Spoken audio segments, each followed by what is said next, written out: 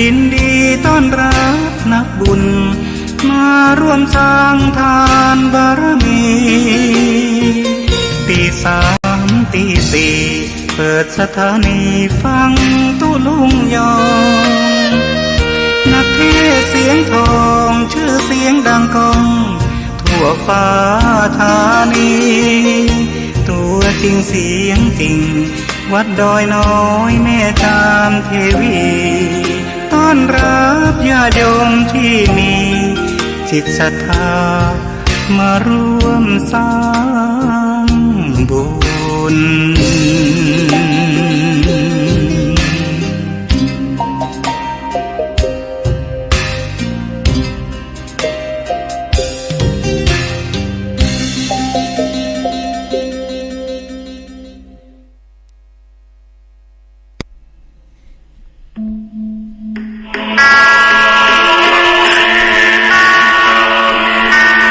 สุโขปุญญัสสะอุจจโยพระพุทโธดำรัสปัดทุกเข็นการสั่งสมซึ่งบุญทุนบำเพ็ญจะอยู่เย็นเป็นสุขพ้นทุกภัยขอเชิญร่วมงานทำบุญประเพณีส่งน้ำพระเจ้าทันใจและสวดอิติปิโส108จบประจำปี 2566 ปีที่ 14 ณ วัดปากทางเจริญตำบลดอยหล่ออำเภอดอยหล่อจังหวัดเชียงใหม่วันจันทร์ที่ 11 เดือนธันวาคม 2566 เวลา 9:39 นาทีขอเชิญร่วมพิธีสืบชะตาแบบล้านนาและส่งน้ำพระเจ้าทันใจร่วมถวายทานห้องน้ำทันใจจำนวน10ห้องณ วัดปากทางเจริญพระสงฆ์29 รูปเวลา 11 นาฬิกาถวายภัตตาหารเพลพระสงฆ์เวลา 12 นาฬิกาเชิญผู้มา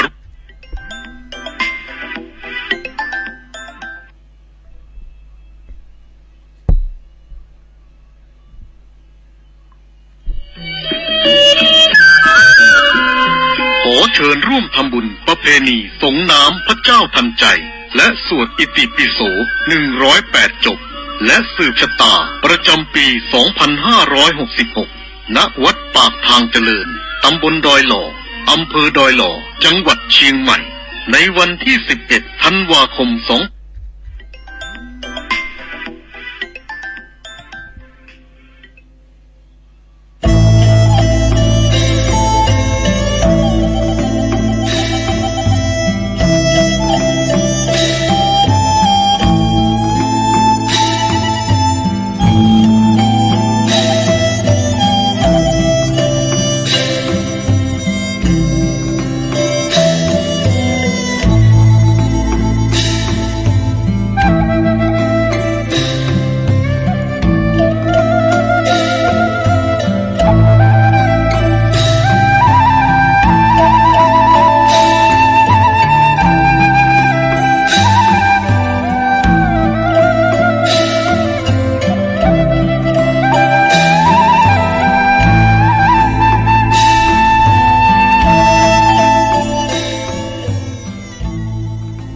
ดูลิเกโขนหนังโปรดยังคิดมองชีวิตคนเล่นเช่นโขนหนังบางครั้งสุขทุกรุมสุมประดังไม่กี่ครั้งก็ลาลับกลับเข้าโลง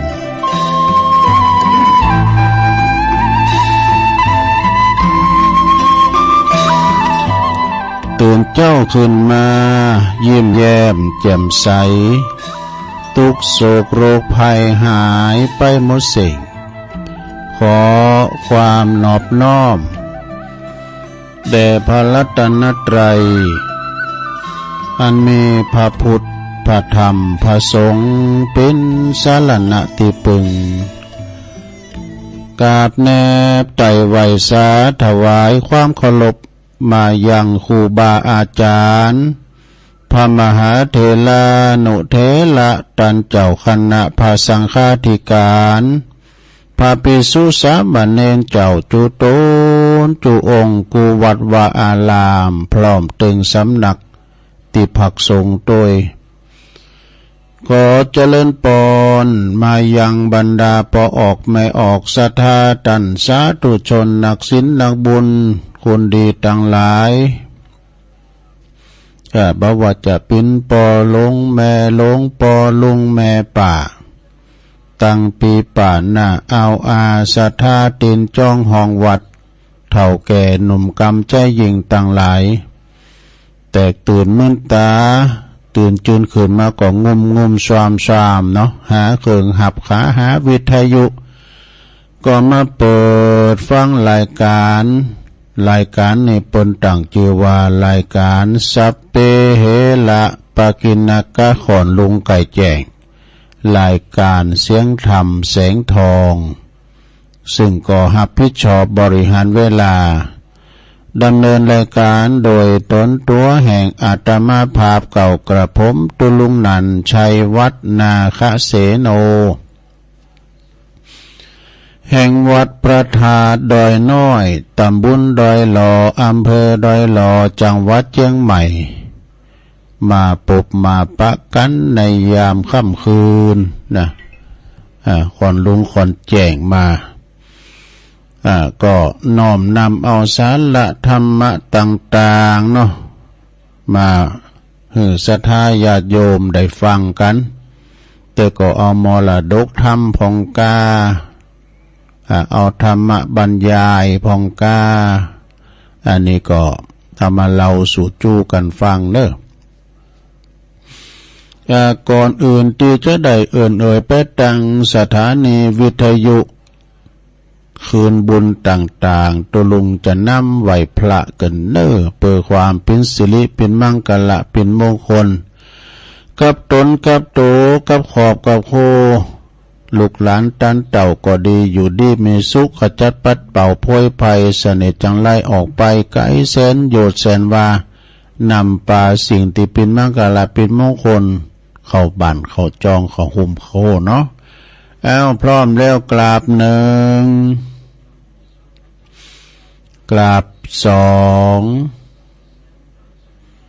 กราบสามอิเมนา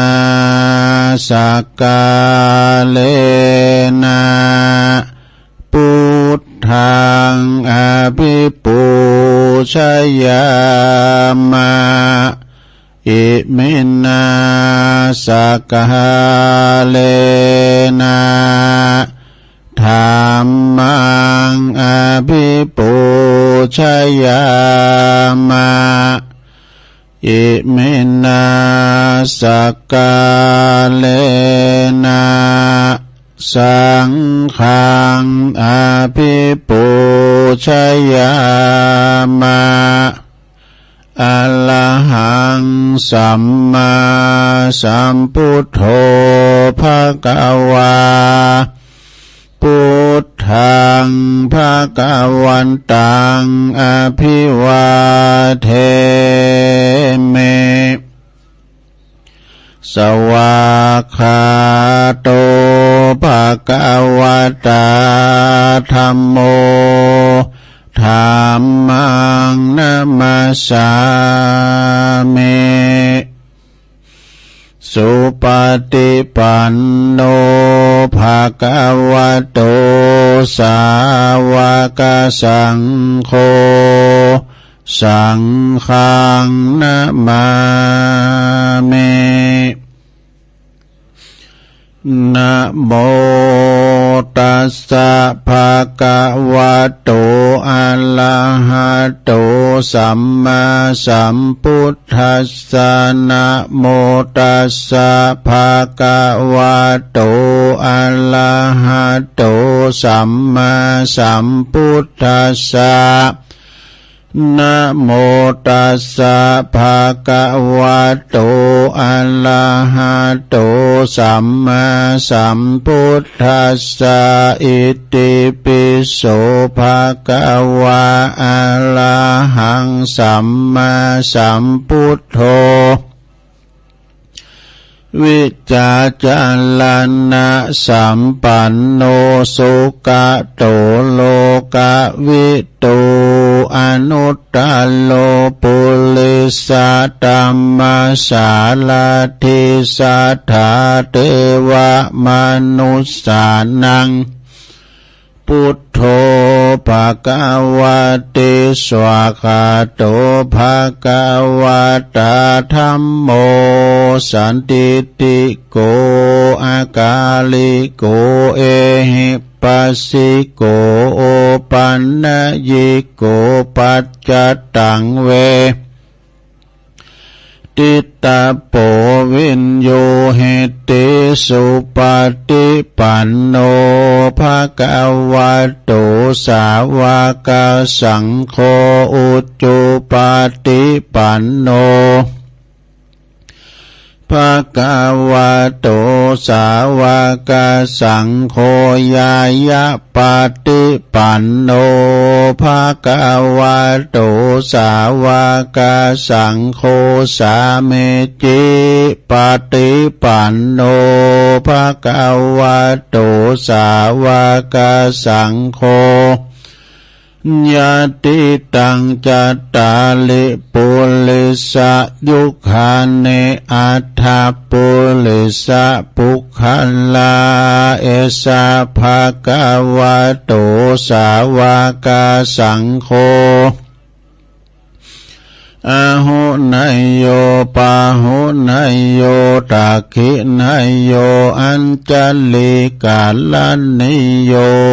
อนุตตลังปุญญเขตังโลกัสส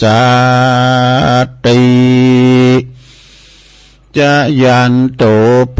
ธิยามุเลสักยานังนันทิวัตโนเอ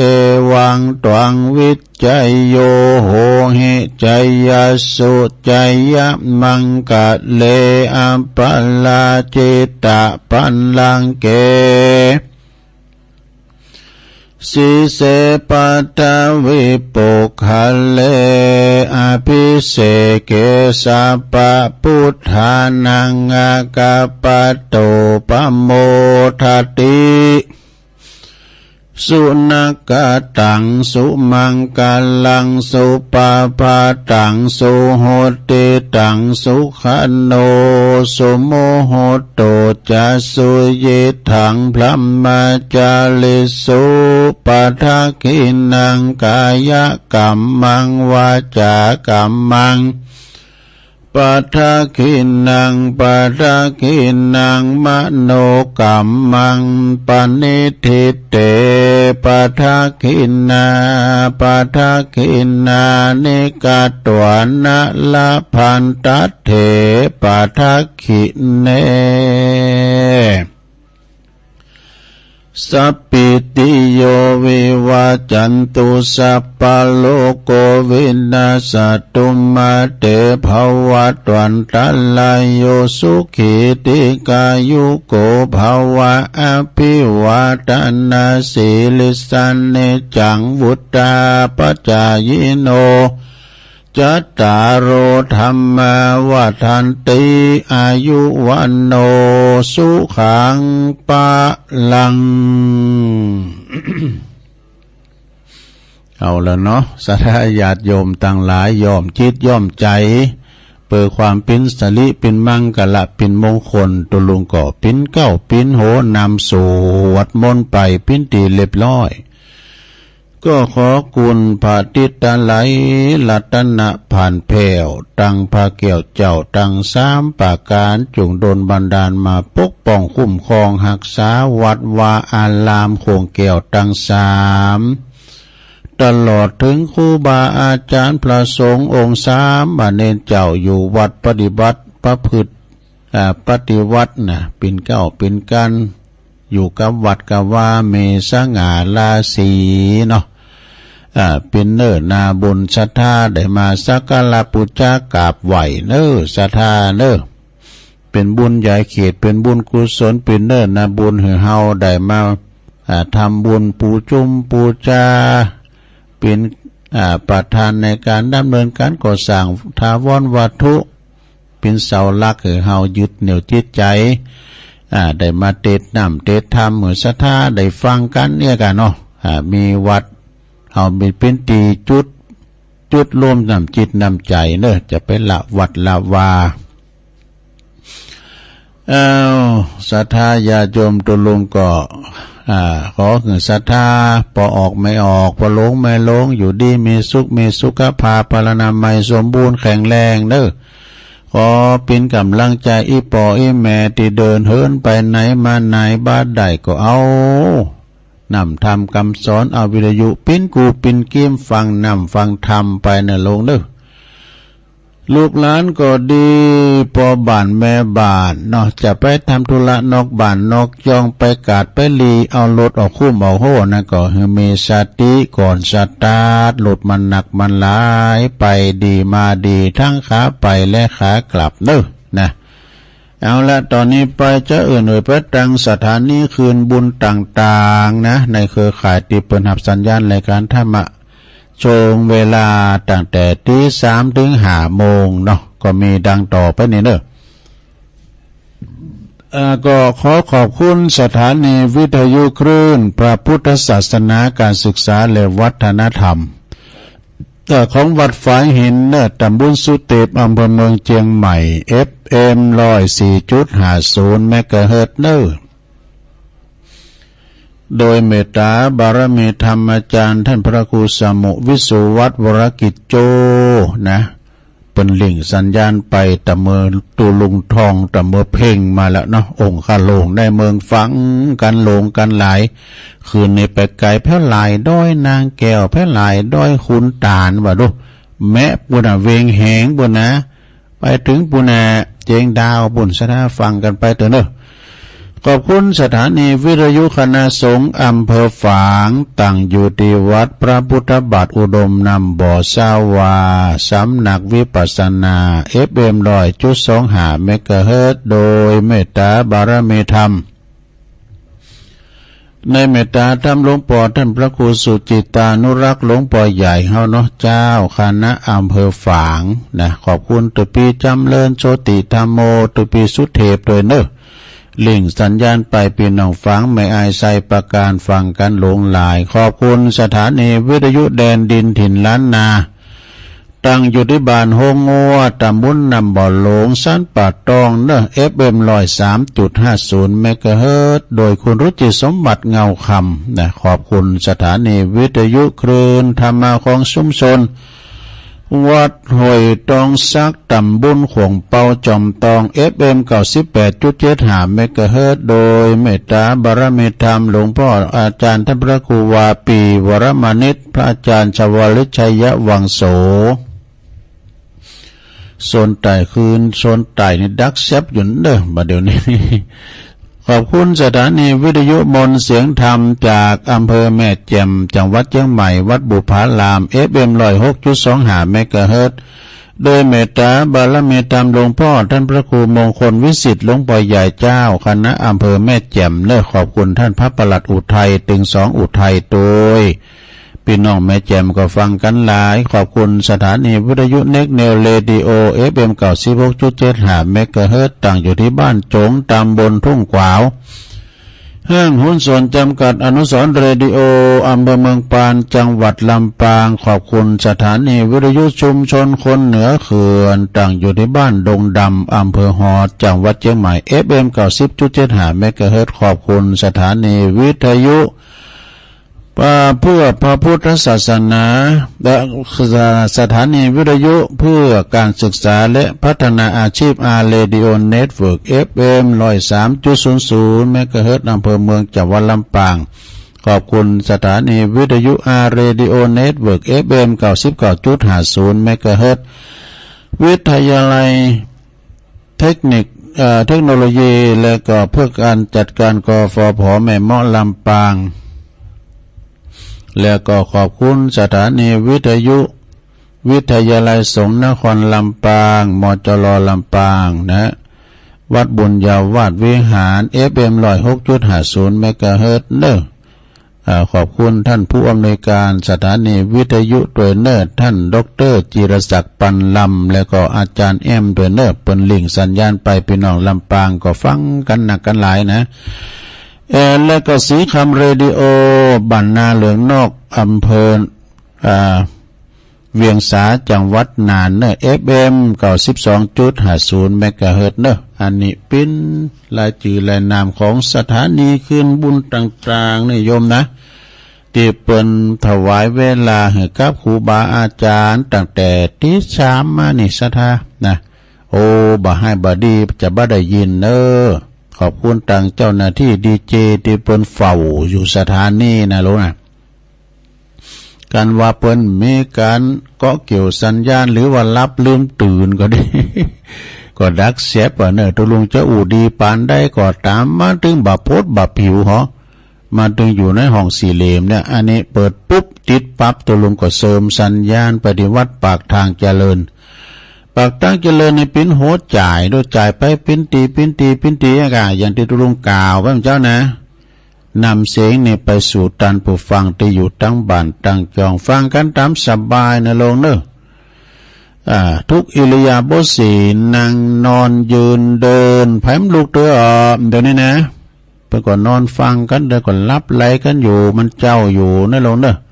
ไปฟังลุกมาเตอเนี่ยบางพองก่อนนอนบัลลับด้วยมันกระสายกระซับ แต่เจ้าตุลุงก็กำลังเปิดแผ่นสปอร์ตเนี่ยเอาอันนี้กับเปิดจากมือถือเอาดูดไม้เขาดูดไปโยมเปิ้นหู้ก็โทรเข้ามา2 เตอ3 เตอ เป็นว่าโซนไต่นี่มันบ่ได้ยินเฮ้ยคนเฒ่าถ้าแบบออกแล้วจ้าหมอจะก็เลยโทรมานะมันหู้กำกันแล้วฉะนั้นกับเวลาตุลุงเปิดแผ่นสปอร์ตนี่นะวัดปากตั้งเจริญในงานบุญวันที่11เนี่ยการเป็นโทรเข่านี่มือถือตุลุงจะดับไปเลยนะ อย่างแต่เจ้านะยกตัวอย่างเจ้า2 เตอนะก็เลยดับไปพอโซนไต่เนี่ยเพิ่นได้ยินนะเพิ่นก็โทรมาถามตุลุงย่ำออกตามเดียวกับที่จริงนี่วิทยุเตียนเนี่ยก็คืนของงานวัดห้วยตองซักเนี่ยมันบัดดังเด้อตุลุงเซ็กระบบหมดนะก่อนที่จะออกรายการน่ะลำปางก็ดังแล้วเมืองฝางก็ดังแล้วองค์ขลุงในเมืองก็ฟังแล้วเปิดรับสัญญาณแล้วด้วยกันเนาะแม่แจ่มก็เปิดรับสัญญาณแล้วแต่ว่าห้วยตองซักเนี่ยมีปัญหาเนี่ยเครื่องส่งเปิดแต่คอมบ่เปิดไผมันคลิกเข้าไป ก็เป็นอย่างเด้อไหลไปที่แดนดินถิ่นล้านนาบนเด้อนำบ่หลงนี่ได้ยินจัดถีตัวลุงเปิดสแตนบายไว้ตั้งหลังนี่เวลามันดักมันจังตัวลุงก็จะได้หูให้กันนะหมุนไปเน้อลงเน้อพี่น้องทางโซนใต้หมุนไปทางปุ้นไปทางแดนดินถิ่นล้านนาเนาะเอาละตอนนี้ไปศรัทธาญาติโยมเอามงคล38มาให้ก่อนเน้อซึ่งก็คุณโยมกันนิกาสาริกานะฮะพินโย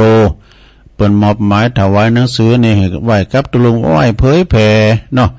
คำสั่งคำสอนของพระสัมมาสัมพุทธเจ้าแก่สาธุชนทั้งหลายนำไปประพฤติปฏิบัติดำเนินชีวิตนะเป็นของอาจารย์ท่านพระมหาทองสุขสิริวัฒโนวัดพิกุลทองตำบลชะลออำเภอบางกรวยจังหวัดนนทบุรีอันนี้ก็เป็นเจ้านายเก่าตุลุงนะลูกพี่ตุลุงนะเป็นช่วยสร้างโบสถ์จุนแล้วสร้างพระธาตุเจดีย์จุนแล้วนะไหวสาบารมีธรรมเด้อเปิ้นก็เป็นคุณเนียมได้วัดพระ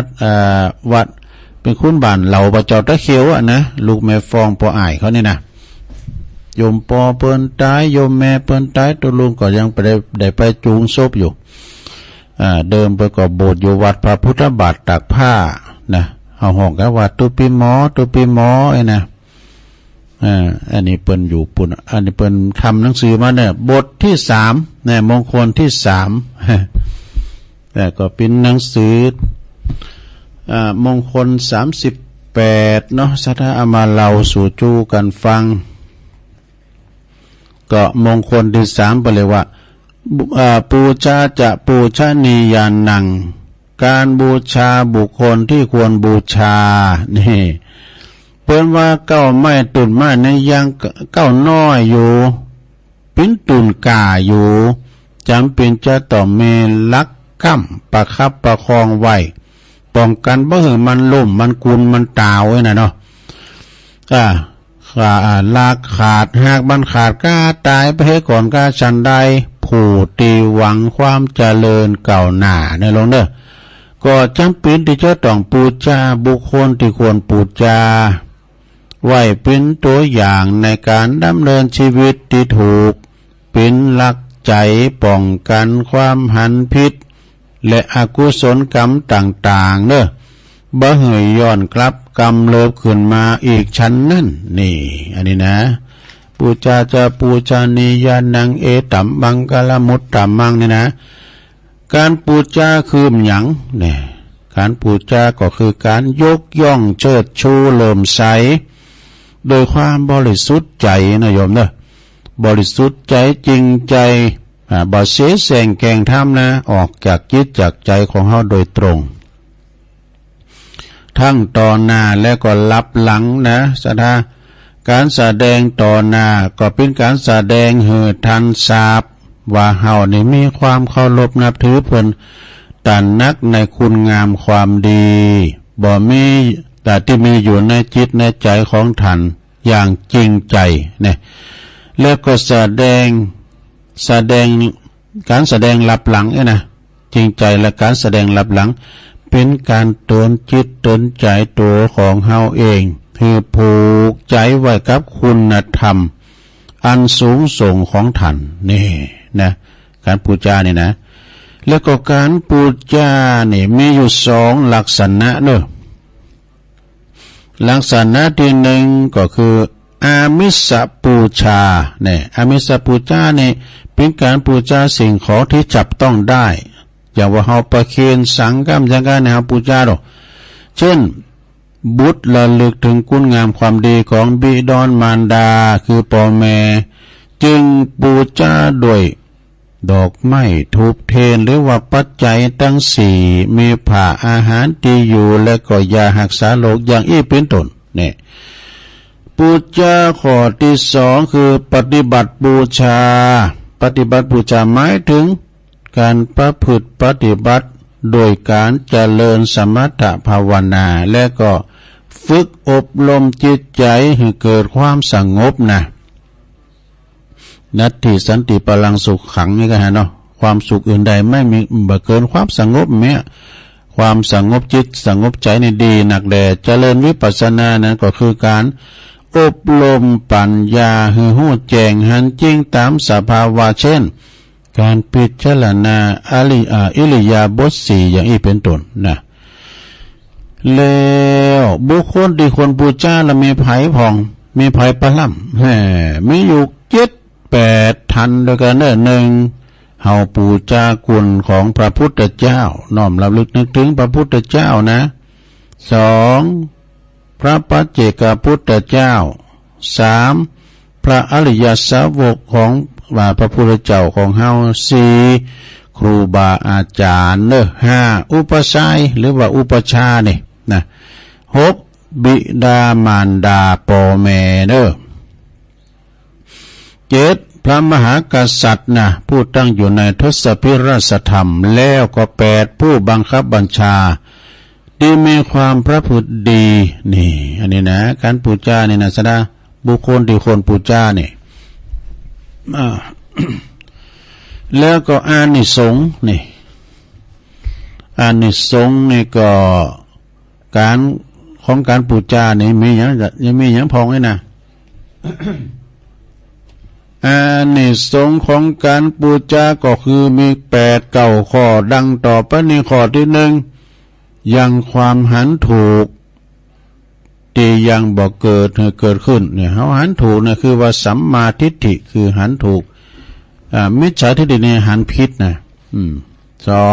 2ยังความหันถูกแล้วก็เกิดขึ้นแล้วเจริญขึ้นไปติ๊กๆเนอะเนี่ย3ทำกิริยามารยาทสุภาพอ่อนโยนน่านับถือเนอะนะในส่วนของการปูจานี่นะ4ทำให้จิตใจผ่องใสเนอะจิตใจผ่องแผ้วผ่องใสนะสดาข้อที่5ทำให้มีสติสัมปชัญญะดีขึ้นนี่อันนี้สงนะข ข้อที่6ป้องกันความหลงผิดนี่หลงผิดข้อที่7ทำให้เกิดกำลังใจนี่ข้อที่8กำจัดคนพาลให้พินาศไปโดยทางอ้อม เนาะสุดท้ายข้อที่9เชิดชูบัณฑิตผู้หือสูงขึ้นนี่เชิดชูปูจาเปิดหือสูงขึ้นไปศรัทธาญาติโยมทั้งหลายอันนี้แหละนะก็คือหมายความว่าอานิสงส์ของการปูจาเป็นข้อที่3ต้องศรัทธาข้อที่3คือปูชาจะปูชนียานังการบูชาบุคคลที่ควรบูชานี่มงคล38การลังได้3นี่ผู้ก็มาต่อแถมเองกันเนาะ ผู้ก็จะเป็นมงคลข้อที่4นะศรัทธาญาติโยมนะอันนี้จบไปอีกคำหนึ่งก่อนศรัทธาญาติโยมทั้งหลาย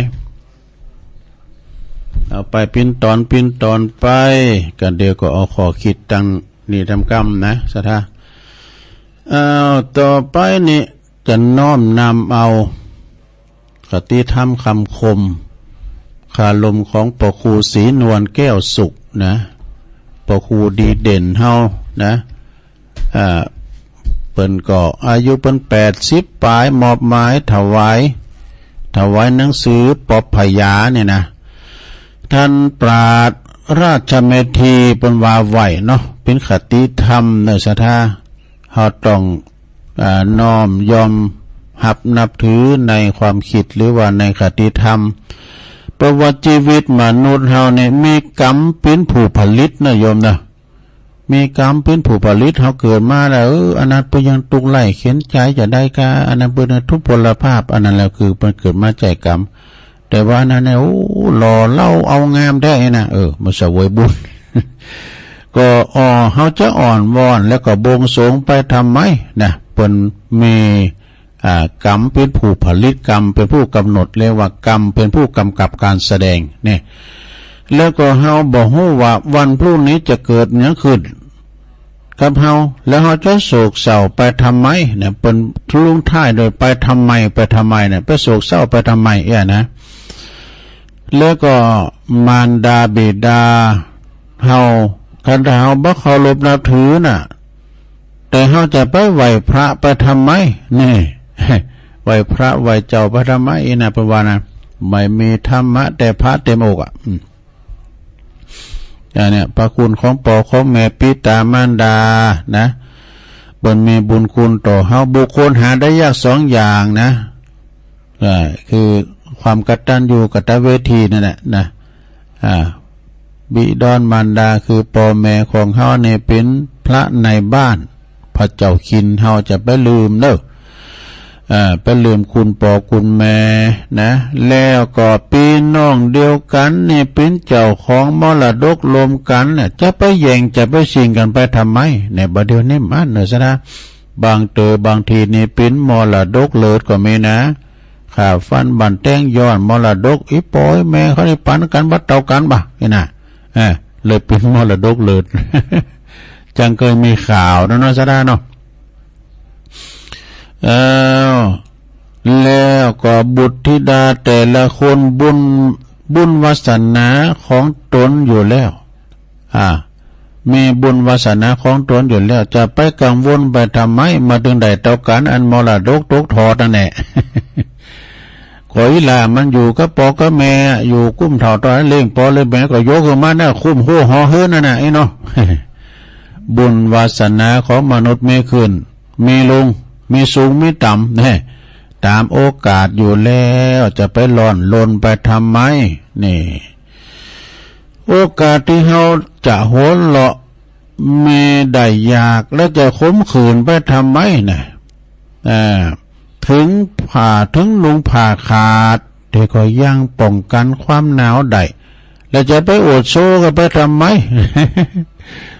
ซ้ำเตอนะเฮาพอนะเปิ้นมาวัดมาว่าไปกัดปลีก็ตามแต่ปุตเปิ้นแต่งตัวโอดก็มีแล้วเนาะ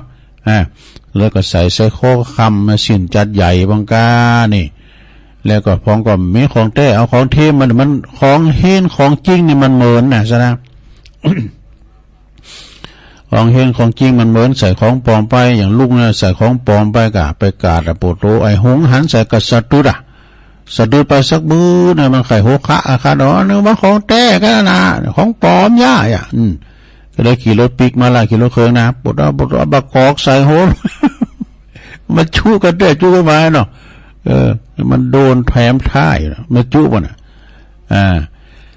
แล้วก็ถึงการทำชั่วคนอื่นบ่หู้บ่หันแต่ตนเองก็หันจะไปโกหกพกลมไปทำไม จุตัวเก่าเนาะ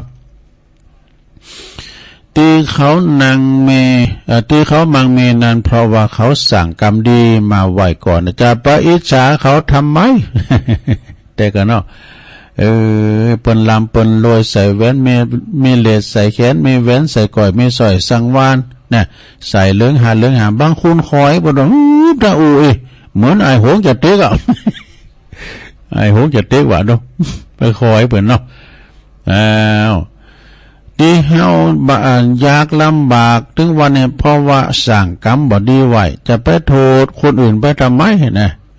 จะไปโทษคนอื่นเด้ออยู่อย่างประหยัดมัธยัติดีกว่าขอเขากินนี่แล้วจะไปฟุ่มเฟือยไปทำไมเ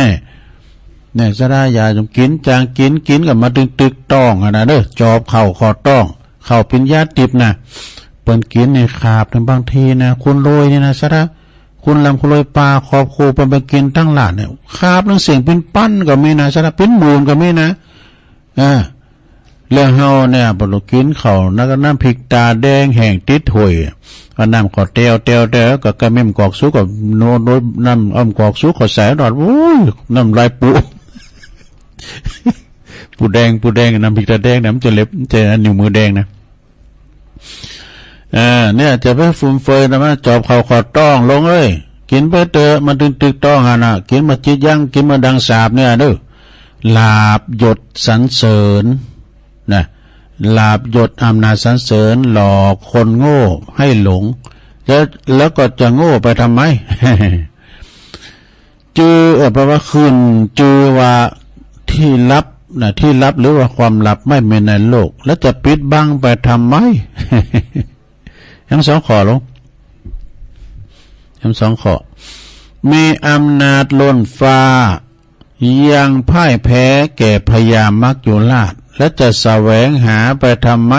แต่กันเนาะ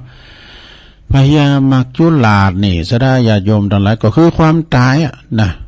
มันจ้องฮอดตลอดเวลาแต่มันบ่ได้โอกาสมันได้นะมันบ่ได้โอกาสมันจ้องฮอดขณะที่ดูลุงอู่นี่มันยังจ้องอยู่นะแต่มันไม่ได้โอกาสนะอีเมเขารับอยู่นี่ก็ดีมันก็ยังจ้องอยู่มันเล็งอย่าเอาไปเมื่อใดมันฮู้ อันนี้เรียกว่าภัยมรณะนะมันคือคานเขามาจะมาต่อยประตูห้อมใดมันฮู้เนาะหมดเวลาของท่านแล้วท่านจงมากับเราเถิดเราจะเอาท่านไปสวรรค์เนาะอันนี้ใครไปกันเนาะราชรถมาเกยแล้วนะก็เดี๋ยวพญาที่มีเขาควายออกทางโหนะพญานั้นเจ้าตายแล้วมาเจ้าจงไปกับเราไปลงหม้อนรก ไปขี่ล้อมาเดี๋ยวนี้มันไม่เอาล้อผมจะราชรถแล้วแต่กรรมไพบุญมานะลูกเนาะขอแสดงความเสียใจตัวเนออันปออาจารย์เป็นปนานจรกำแพงทิพย์เนี่ยเป็นมรรคนายกอยู่ที่วัดหิรัญญารามโบกก็หาเป็นเสียแก่ชีวิตไปก็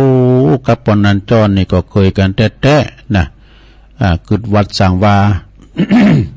เป็นจานสมัยปีนั้นเปกมาแล้วนะปนานจรกำแพงทิพย์บ้านโบกก็หา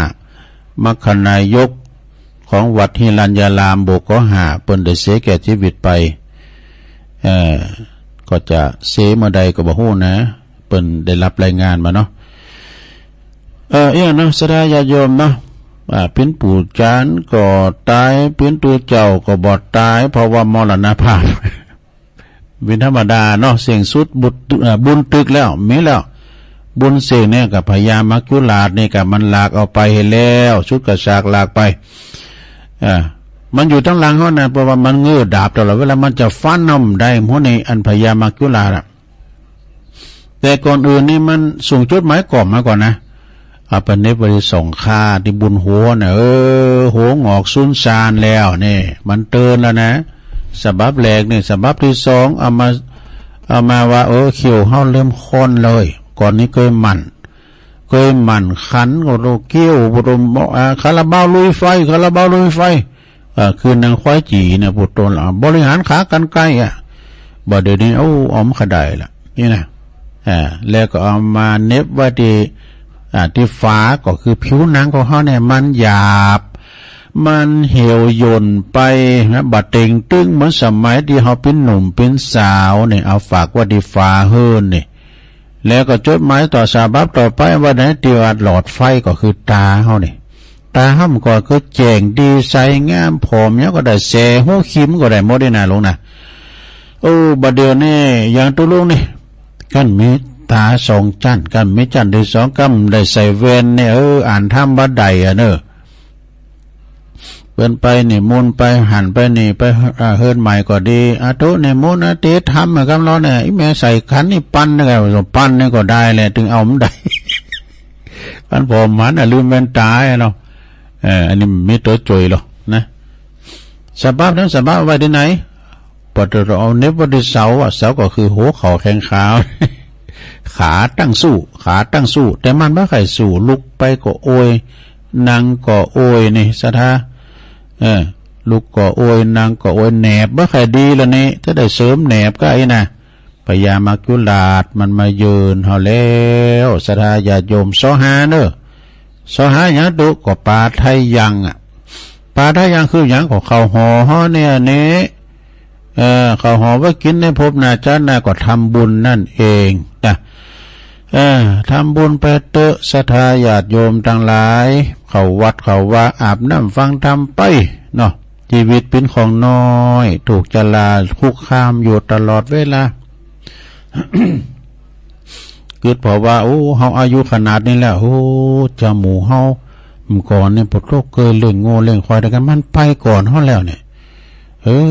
แล้วก็ที่เคยบวชด้วยกันเนี่ยมันซึ่งหาละเพไปมันไปไหนก็มันไปกาฐานไปแล้วไปสวรรค์ไปให้แล้วนะปวดทุกข์กว่านี่ก็ไก่เข้ามาติ๊กก็ไก่นี้พญามัจจุราชเนี่ยมันจะเข้าไปได้โหเนนะย่ำจบตัวดูเมื่อพญามัจจุราชมาเยือนแล้วทุกอย่างก็จบสิ้นจะห่วงไปทำไมสาธุจบในสดาแล้วพระครูศรีนวลแก้วสุขนักปราชญ์ราชบัณฑิตเปิ้นเขียนต่อท้ายว่าคติธรรมคำคมคนรวยคนเก่งคนดีคนมีมากนะคนรวยคนเก่งคนดีมีมากแต่คนที่หาได้ยากคือคนที่เสียสละนี่จากคิดจากใจพระครูอาจารย์ศรีนวลแก้วสุขเนอะเขียนเมื่อวันที่26กันยายน2562ดูนี่ขอบคุณพระครูเนอะที่เปิ้นเขียนมาเนาะศรัทธาญาติโยมทั้งหลายนะคุณเฮามนุษย์เกิดตายชีวิตวางไวเหมือนกันตัวหน้าอยากดีมีจนคนในโลกหลาป้อยลับตาไปผิวบางบางทีก็ลูกไปก่อนปอก่อนแม่อันนี้เป็นว่ามาลุ่นแต่ไปก่อนพิธรรมดาได้คุณเฮาบางทีนี่ก็ลูกจูงปอจูงแม่เข้าไปป่าเหี่ยวป่าจ้านะแต่ก็บางคุณนั่นก็พ่อแม่ได้ส่งสการต้านขาบลูกเต่านะสถามันบันแน่นอนเนอะ เรียกว่าคุณเฮามนุษย์นี่เกิดตายชีวิตวังวายเหมือนกันตัวหน้าอยากดีมีจนคนในโลกหลาป้อยลับตาไปผิวเต็มที่เขาก็เอาไม้งิ้วมาแป้งตูบน้อยตานเติงตอนนี้นะโอกาสหยาดน้ำนาบุญหอดถึงสั่งมาดูเปิงจัดสมน้ำหนายามอยู่เป็นคุณปากแห้งแข็งกาจักกินต้านนาอยากลำนี่เปิดเนว่ากินจะไปโกผานตานจะไปโกเสกเนโลเนอตานจะไปโกเสก นี่คือความจริงของชีวิตหลังจากว่าหลังความตายอันนี้อ้อมกั้มนะโลเนาะของคุณแม่เดือนเพ็ญทิมวางเนาะน้องหานนำบ่อหลงข้อที่หนึ่งนี่ลูกก็ดีเมญาติมิตรพี่น้องจะร้องไห้บ่เกิน1 ชั่วโมงจากนั้นเขาก็จะรวมกันวางแผนเผาเฮาตามความเจอ หลังจากที่เฮาหมดลมหายใจนะโลนะนี่คือความจริงหลังความตาย แล้วข้อที่สองลงอีก1 ชั่วโมงต่อมาเนี่ยเขาก็จะปะกันคุยกันอู่กันถึงเรื่องของเฮาของคุณเนี่ยนะแล้วเขาก็จะเริ่มมีเหล่ามีอาหารเข้ามาโลมผสมการสนทนาเนี่ยก็ลังหันกันว่าก็หันไปบุกเต้นนาอยู่เต้นนี่มันยังมาไปโวยฮะจ้างมาเต้นบ้านนาหน่อย เขาจะหัวน่ะมันใส่ลงใส่แล้วมันก็สนทนากันเนาะมันเอามาแล้วเนาะข้อที่3ญาติและก็เปินของคุณเนี่ยนะก็จะโทรศัพท์หาญาติแสดงความเสียใจโอ้มีแล้ววะก็วันนั้นยังหันเนี่ยอยู่เนี่ยเสียใจด้วยเนอะนะบางคนก็โทรมาบอกว่าเมื่อวางเนอะไม่ได้ไปโรงงานใดเนอะนี่ข้อที่4โทรศัพท์ของคุณอาจจะดังขึ้นพองดังขึ้นพิ้นวางพิ้นเดอจากคุณที่บอกว่าคุณตายไปแล้วนี่เป็นจีดูการว่าโทรมาอยู่ไหนเดี๋ยวนะอยู่บน อยู่บนโทรไปต่อเดี๋ยวคุณเดียวโทรมันพูดหรอโทรมาโทรศัพท์ดังเนี่ยครับแล้วเนาะอยู่ไหนเดี๋ยวนะอยู่ไหนเดี๋ยวนะอยู่บนสวรรค์ไปแล้วโว้ยแต่ว่าอันยะข้อที่5หลังจากเผาคุณแล้วทุกคนต่างแยกย้ายเหมือนไม่มีอะไรเกิดขึ้นแน่ส่งศพไปแล้วเรียบร้อยแล้วเนาะก็มันตายไปแล้วนี่ข้อที่6หลังจากเผาศพคุณไปแล้วลูกตีเฮาโหงนักโหงนาก็แยกย้ายกันไปทำงานไปทำมาหากินต่อการต่อเปิดดำรงชีวิตได้อยู่รอดนี่แล้วข้อที่7ลงข้อที่7นะตีทำงานของคุณก็หับคุณใหม่เข้ามาสมมติเราทำงานอยู่หันเนี่ยเนาะ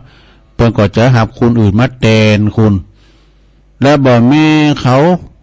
ก็อยู่ได้มีคุณเขาก็อยู่ได้เขาก็หาคุณแทนเนี่ยนะต่อไปข้อที่8ลงรถบนถนนลานก้าก็ดีเคยเฮากินเฮาแอวเนาะก็ยังเปิดทางปกติแม่บ่มีเขามีคุณเป็นลูกค้าเขาก็คนอื่นก็มากินอยู่นี่ข้อที่9บ่เกิน6 เดือนนี่กูหักของคุณลูกหักไม่แปลงของคุณนะก็จะยิ้มจะหัวเราะค่าเนอะกับโลกโซเชียลเหมือนนานแต่งงานใหม่ แต่งงานใหม่แล้วนี่คุณก็จะกลายเป็นบุคคลเดียวว่าผ่านไปแล้ว แล้วก็ข้อที่10นั่นแหละครบ100 วันนะ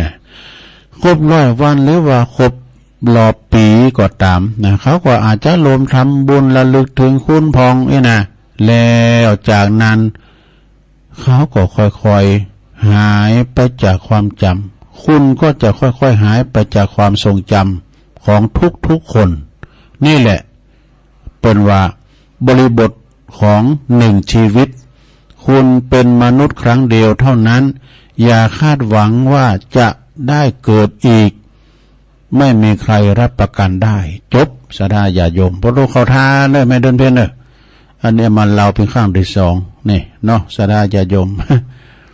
เป็นนั่นกรรมคมเหมือนกันนะสดาญาโยมทั้งหลายที่เราได้ฟังแล้วก็ซึ้งอกซึ้งใจฉะนั้นนี่ญาติโยมทั้งหลายชีวิตเป็นของน้อยถูกชราคุกคามตลอดเวลาจะไปหวังคนอื่นนะเวลาลุ่มหายตายจากไปหรือว่าครูบาอาจารย์พระสงฆ์ครูบาอาจารย์เฮานี่ก็ตามเด้อนะมีลูกศิษย์ลูกหาสูงมันทำมันเฮนจนจบปริญญาแถมหน่อยมัน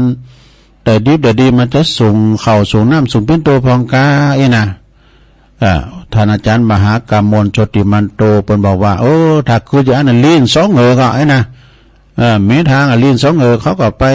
อยู่ตั้งหน้าตั้งในเขาก็ลืมเฮานี่ลูกหลานก็เหมือนกันแหละหวังว่าอันก็หน่อยเขาจะต้านกู้เข่าเฮาก็มีทางอ่ะ เหลือวันถึงวันเนี่ยอดมือกินมื้อเนาะทุกวันเนี่ยเฮาต้องสร้างทางเฮาคนเดียวเนาะไอ้แม่นี่ไปไหนลูกก็ฝากเพิ่นไปลงเอ้ยฝากเพิ่นไป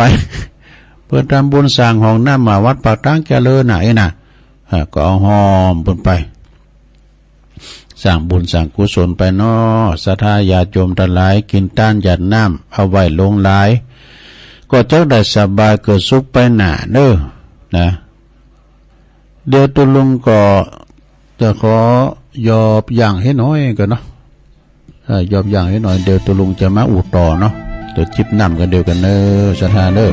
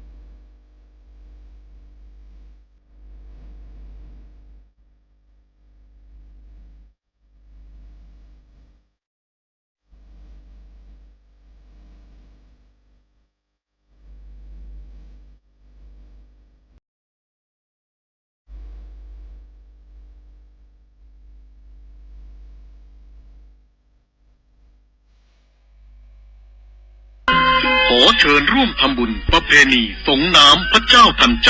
และสวดอิติปิโส108 จบและสืบชะตาประจำปี 2566 ณ วัดปากทางเจริญตำบลดอยหล่ออำเภอดอยหล่อจังหวัดเชียงใหม่ในวันที่ 11 ธันวาคม 2566 พิธีเริ่มตั้งแต่เวลา 9:39 นาทีเป็นต้นไปจึงขอเชิญชวนผู้ใจบุญทุกท่านร่วมงานบุญในครั้งนี้โดยพร้อมเพรียงกัน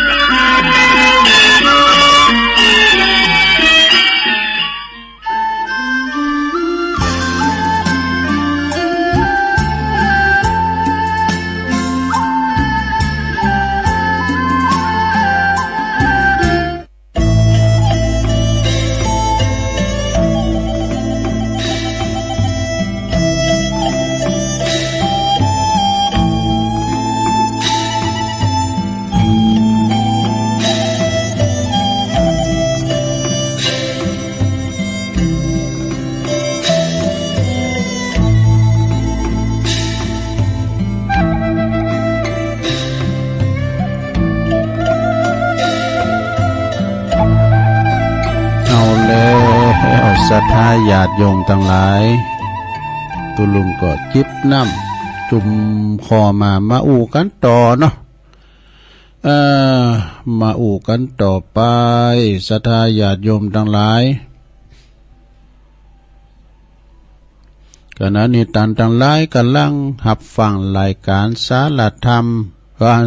สเปเหระปกิณกะของลุงไก่แจงเนาะชั่วโมงที่สองสุดท้ายตุลุงก่อน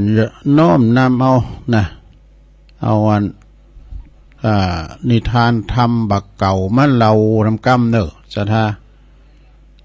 นิทานธรรมบักเก่านี่ก็เคยเล่าให้ฟังขอฟังมาก่อนเล่าแทบไม่กันเนาะสเตอร์ตุลุงก็บันทึกไว้พองเอามาเล่าสู่จู้กันฟังเนาะก่อนที่จะฟังนิทานเรื่องหยังดูประวัติของไอ้ไอ้เวิงประวัติของสุราในปีนจันใดก็เอามาเล่าสู่จู้กันฟังทั้งหลบเนาะเอาวันนี้มาว่าก่อนวันสิ้นเดือนว่าแล้วกันเนาะวันนี้วันที่1แล้วนะวันนี้วันที่1ของเดือนธันวาคมแล้วก็เดือนสุดท้ายของปี66โดยศรัทธาวันสิ้นเดือนนี้ก่อนบนเราว่าเฮือขอให้สิ้นเคาะเนี่ยเคาะปีเคาะเดือนเคาะวันเคาะยามเคาะเมื่อรับเมื่อตื่นเมื่อยืนเมื่อเตียวเมื่อเกี้ยวเมื่อกินเคาะตังนั่นแล้วก็เคาะตังหลังเคาะเมื่อคืนเฮาก็บ่หันเคาะเมื่อวันเฮาก็บ่ฮู้ซอบ่ว่าเฮือขอขอจาขอนาต่างๆคือมันสิ้นเคาะสิ้นนามไปเห็นเด้อลงเด้อเคาะนามตำไต่เคาะไก่เคาะไก่ก็ดีคือมันหอมมันหายเคาะเจ็บหลังเจ็บแอวเคาะเตียวไปวัดบ่อแผ้วคือมันหายไป แล้วก็สิ้นโศกด้วยโศกเศร้าเงามองคือมันหายไปเด้อสิ้นโรคภัยไข้เจ็บเพราะว่าโรคกายโรคใจโรคกายนี่เป็นอย่างโรคกายก็เจ็บหัวโมตาเจ็บหัวเข่าแข้งขาโรคใจนี่ก็ความโลภความโกรธความหลงมันหอมมันหายไปในโลกเด้อสิ้นโรคสิ้นภัยโรคภัยไข้เจ็บต่างๆก็มันหายก็ขอมันทุเลาเบาบางไปพองสิ้นภัยภัยพิบัติต่างหลายต่างๆจะไปให้มันเกิดขึ้นกับเฮาบ้านเฮาเมืองเฮาเนี่ยภัยอย่างต่างๆจะไล่แรงต่อกับภัยสงครามนี่มีเด้อภัยสงครามนี้แม่เขาปอเขาจะมานั่งฟังธรรมในบัดใดนะซะนะฟังกระเสียงหวอเลยบอก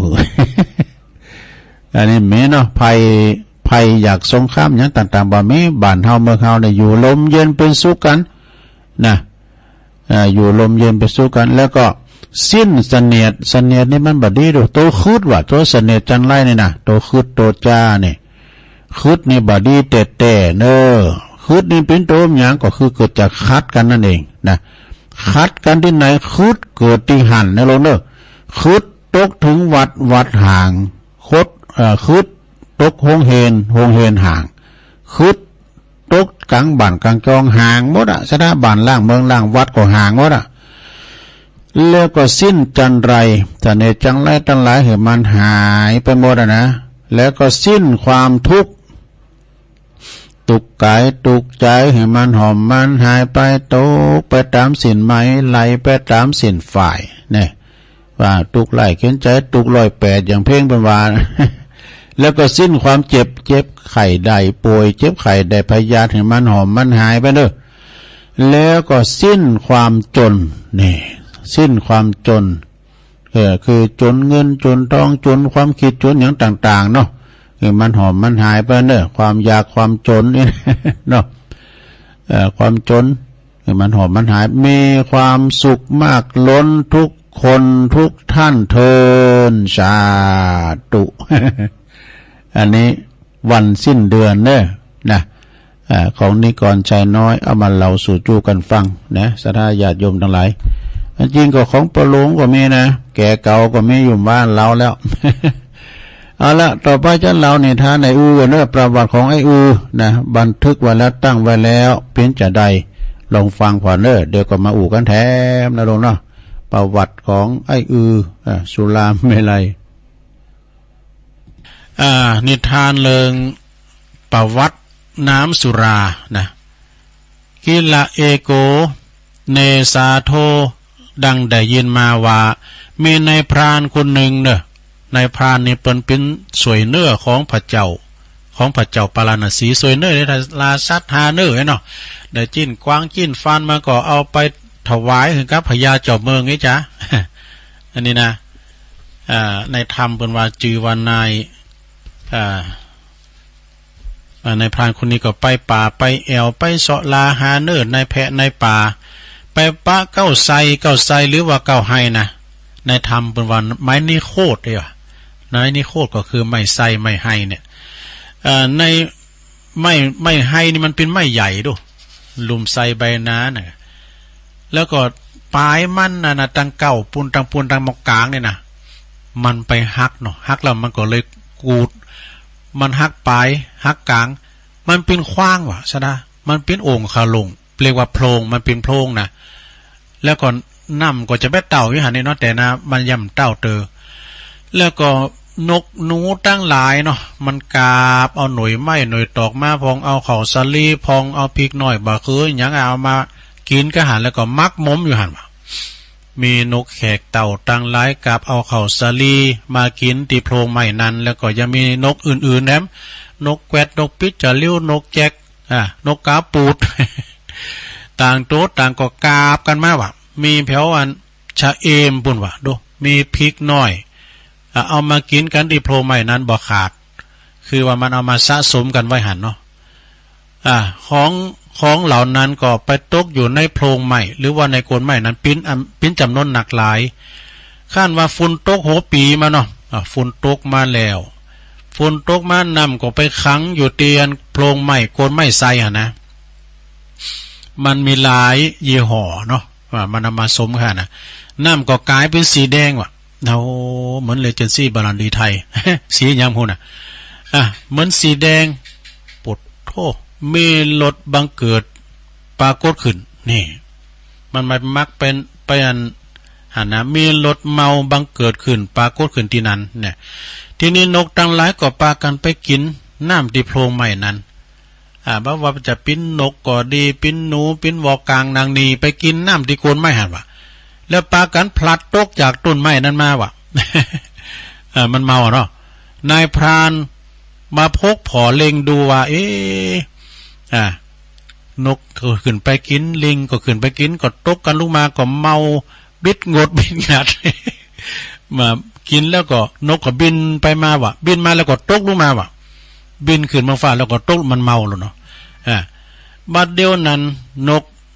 ก็ตกลงมาปิ้นลำดับนายพรานหันดังนั้นก็ปิ้นอัศจรรย์ใจจริงหนักนะน้ำปิ้นอย่างได้นะนายพรานมันอัศจรรย์ใจมันแปลกสังการในใจมันปิ้นจะได้ นายพรานนั่นก็ขึ้นปีนขึ้นไปที่ต้นไทรนั้นก็หันว่าเป็นน้ำสีแดงว่ะหู้แจ้งว่าเป็นน้ำสีแดงมันเป็นน้ำอย่างวะนายพรานก็หันนกหนูกินกันทำนายพรานก็เลยลองบริโภคเอามาให้3 ตอง3 อึกว่าจดเข้าไปให้3 อึกว่า ในหนังสือบอกว่านายพรานก็เลยกินเข้าไป3 อึกถ้า3 กืนจ้ะหรือว่า3 ตองจ้ะ เนาะจิตใจกับปุตูพิลึกพิลานโหเลาะน่ะโหเลาะลาวอ่ะจิตใจแจ่มชื่นเบิกบานปุดต้มมันพัดมุ่นจนปิ้นอย่างรู้ว่ะนายพรานนั่นก็มีความสำราญบานใจไข่โหอยู่คะแล้วก็ปีนลงจากต้นไม้ไทรนั้นทำทุกประการนะก็มีความสนุกสนานแล้วก็นอนรับไปหันมันยุบกะมันไข่เกิดมันอะไรแห้งพอน่ะไอ้เนี่ย ข้างนั้นตื่นขึ้นมานะตื่นขึ้นมาก็ดีอกดีใจว่ะน้ำอมฤตรู้อันนี้นะเป็นน้ำติบเลยเนี่ยจึงหันนั่นสัตว์สิ่งหิ่งหอยกินไปมันก็เมาเนาะตัวเก่ากินไปก็เลย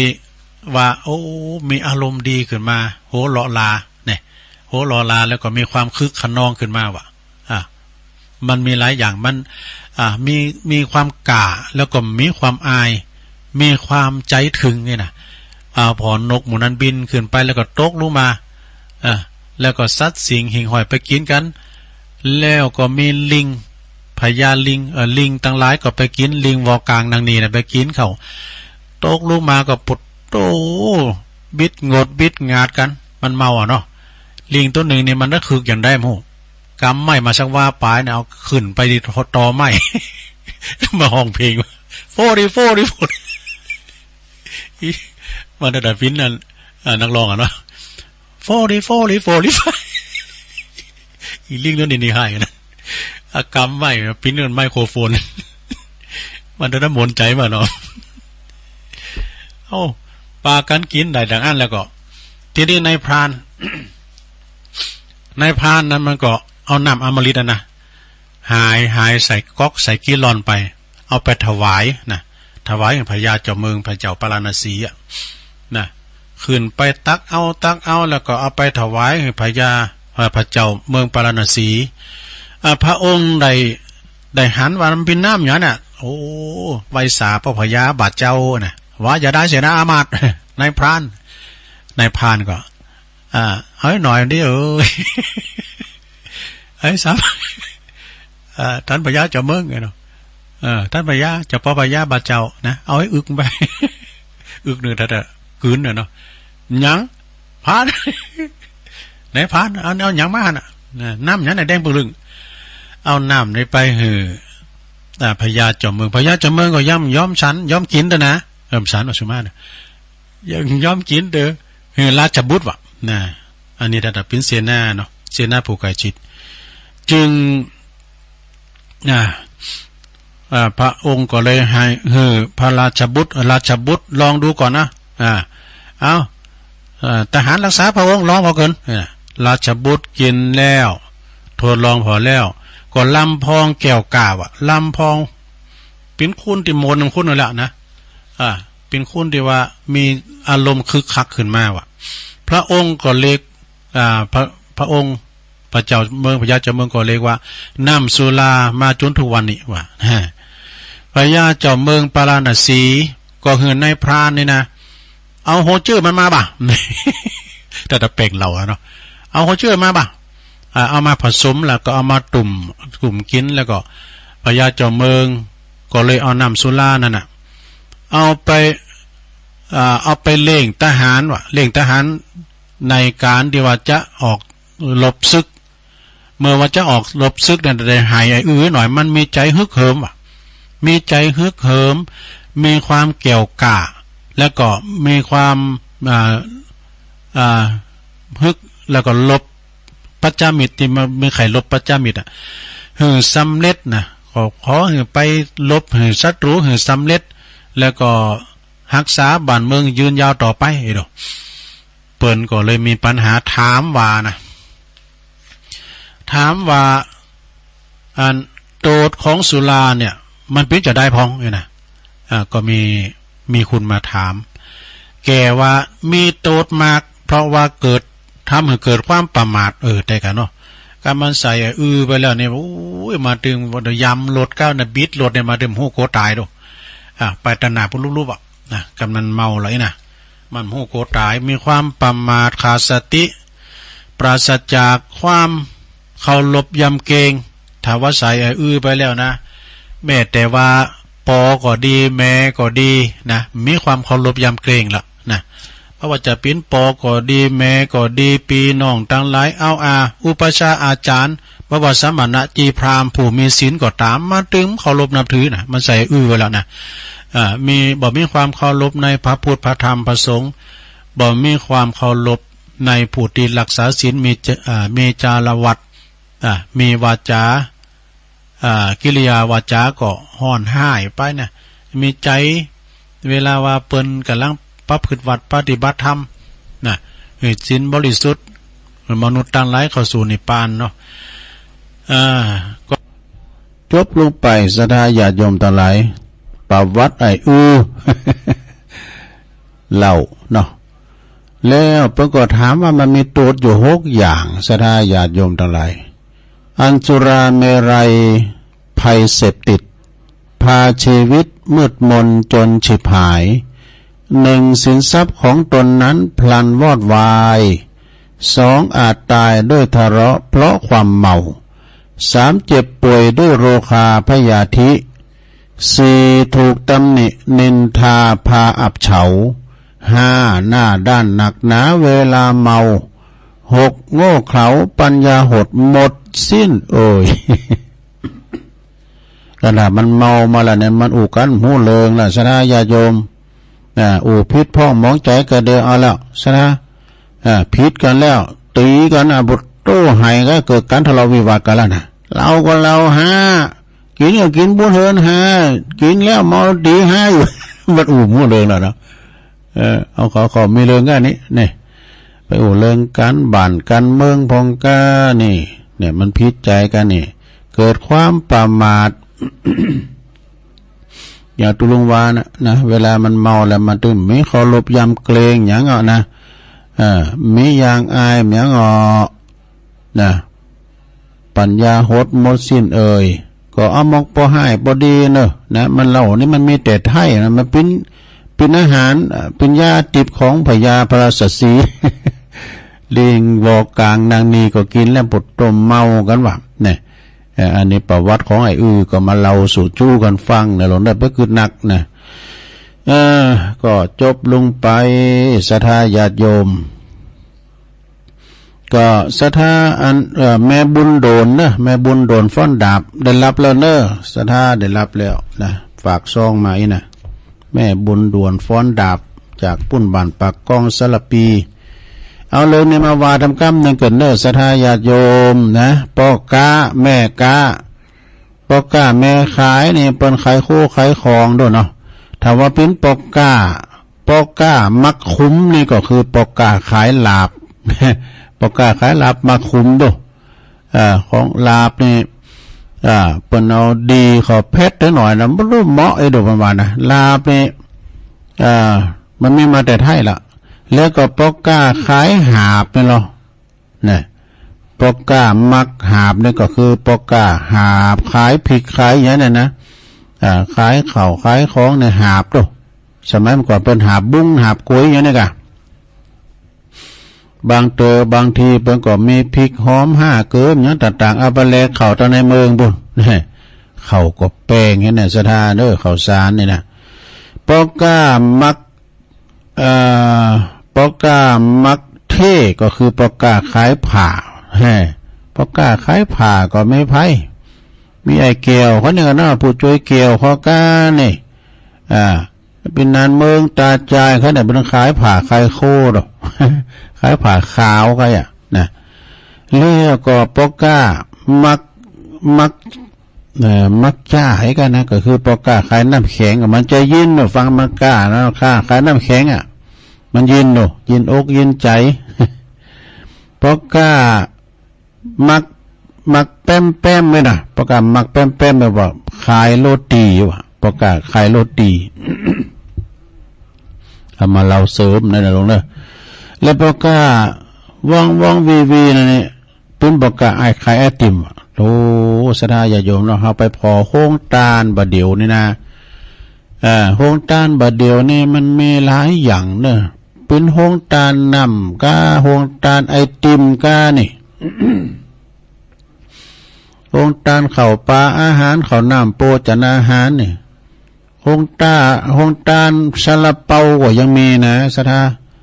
ลุงมีหันงานเนี่ยตัวปนิมนต์ไปปันป้อนโฮงตาลซาลาเปาเนาะโอ้ซาลาเปาก็ดึงขายดีแต่ตุลุงก็ปันป้อนถึงยาทาสปีไปแล้วอายุวันโนสุขังปาลังนี่ก็ระวายมั่มแต่นะหึ่งเดียวใช่ไหม เขาเก่งมาแล้วนี้ปุตตุลุงก็ล้มได้สักแก่นในดำสักแก่นก็มีนะ เป็นถ่ายอยู่อะไรเนี่ยปุตตุมาของมันแปลงด้วยนะซาลาเปาเนี่ยมันลำย่ะแล้วก็จังไอติมธรรมดาเนี่ยไปขายอันถือกับอัน3 บาท5 บาทก็10 บาทก็เดี๋ยวเอามาเปิดเป็นห้องตาลโอ้เปิ้นก็